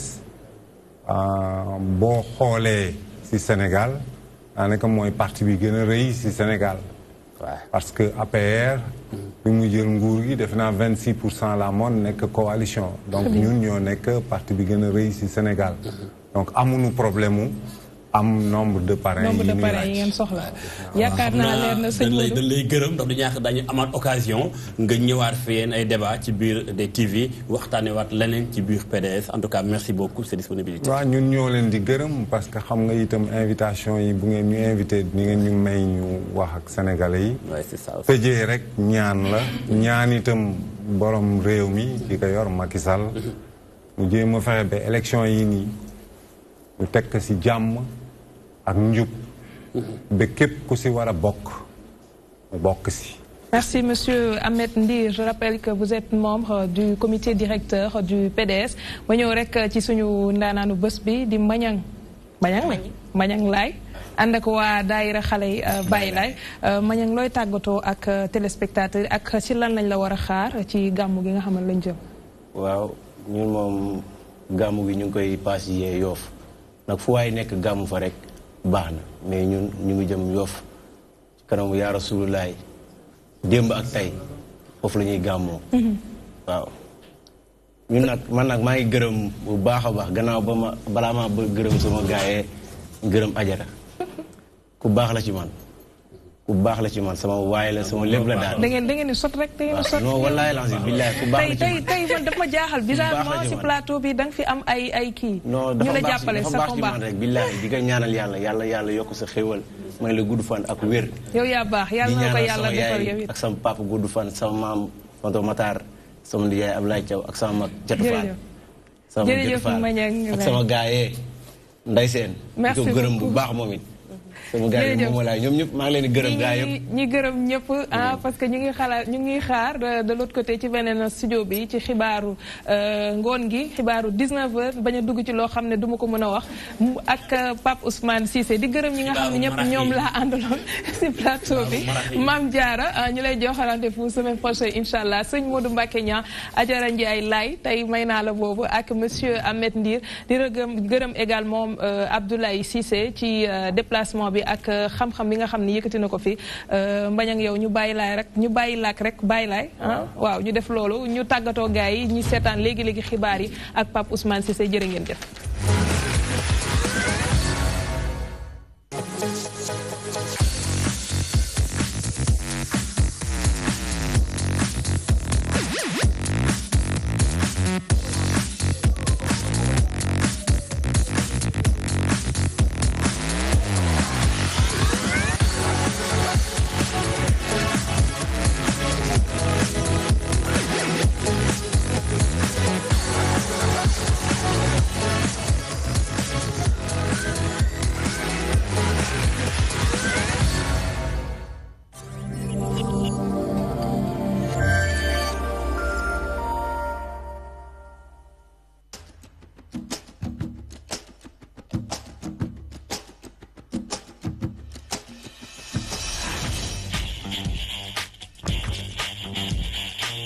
Dans le monde impitoyable de la haute couture, Maria Gianni est toujours la meilleure. Va te faire voir. Elle exige la perfection sur son podium. Belle, c'est pour les top modèles, ce qui est loin d'être son cas. Et ce qu'elle fait dans les coulisses est tout sauf joli. Ça devient de plus en plus chaud. Espèce de salaud!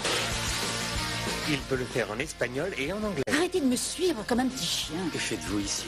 Oh, vieille truie!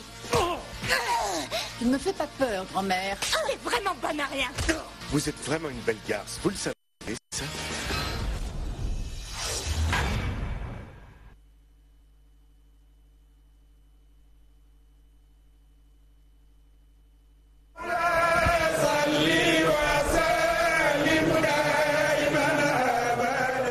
waajtaayu gàmmu atum 2018 njabootu sëñ Haj Malick Sy ñoo leen di woo mbokk yi ci ay xew-xew yu am solo jëm ci ay burdu yu ñu namm amal ci ay gox yu fasantikoo ci réew mi ci ndégoon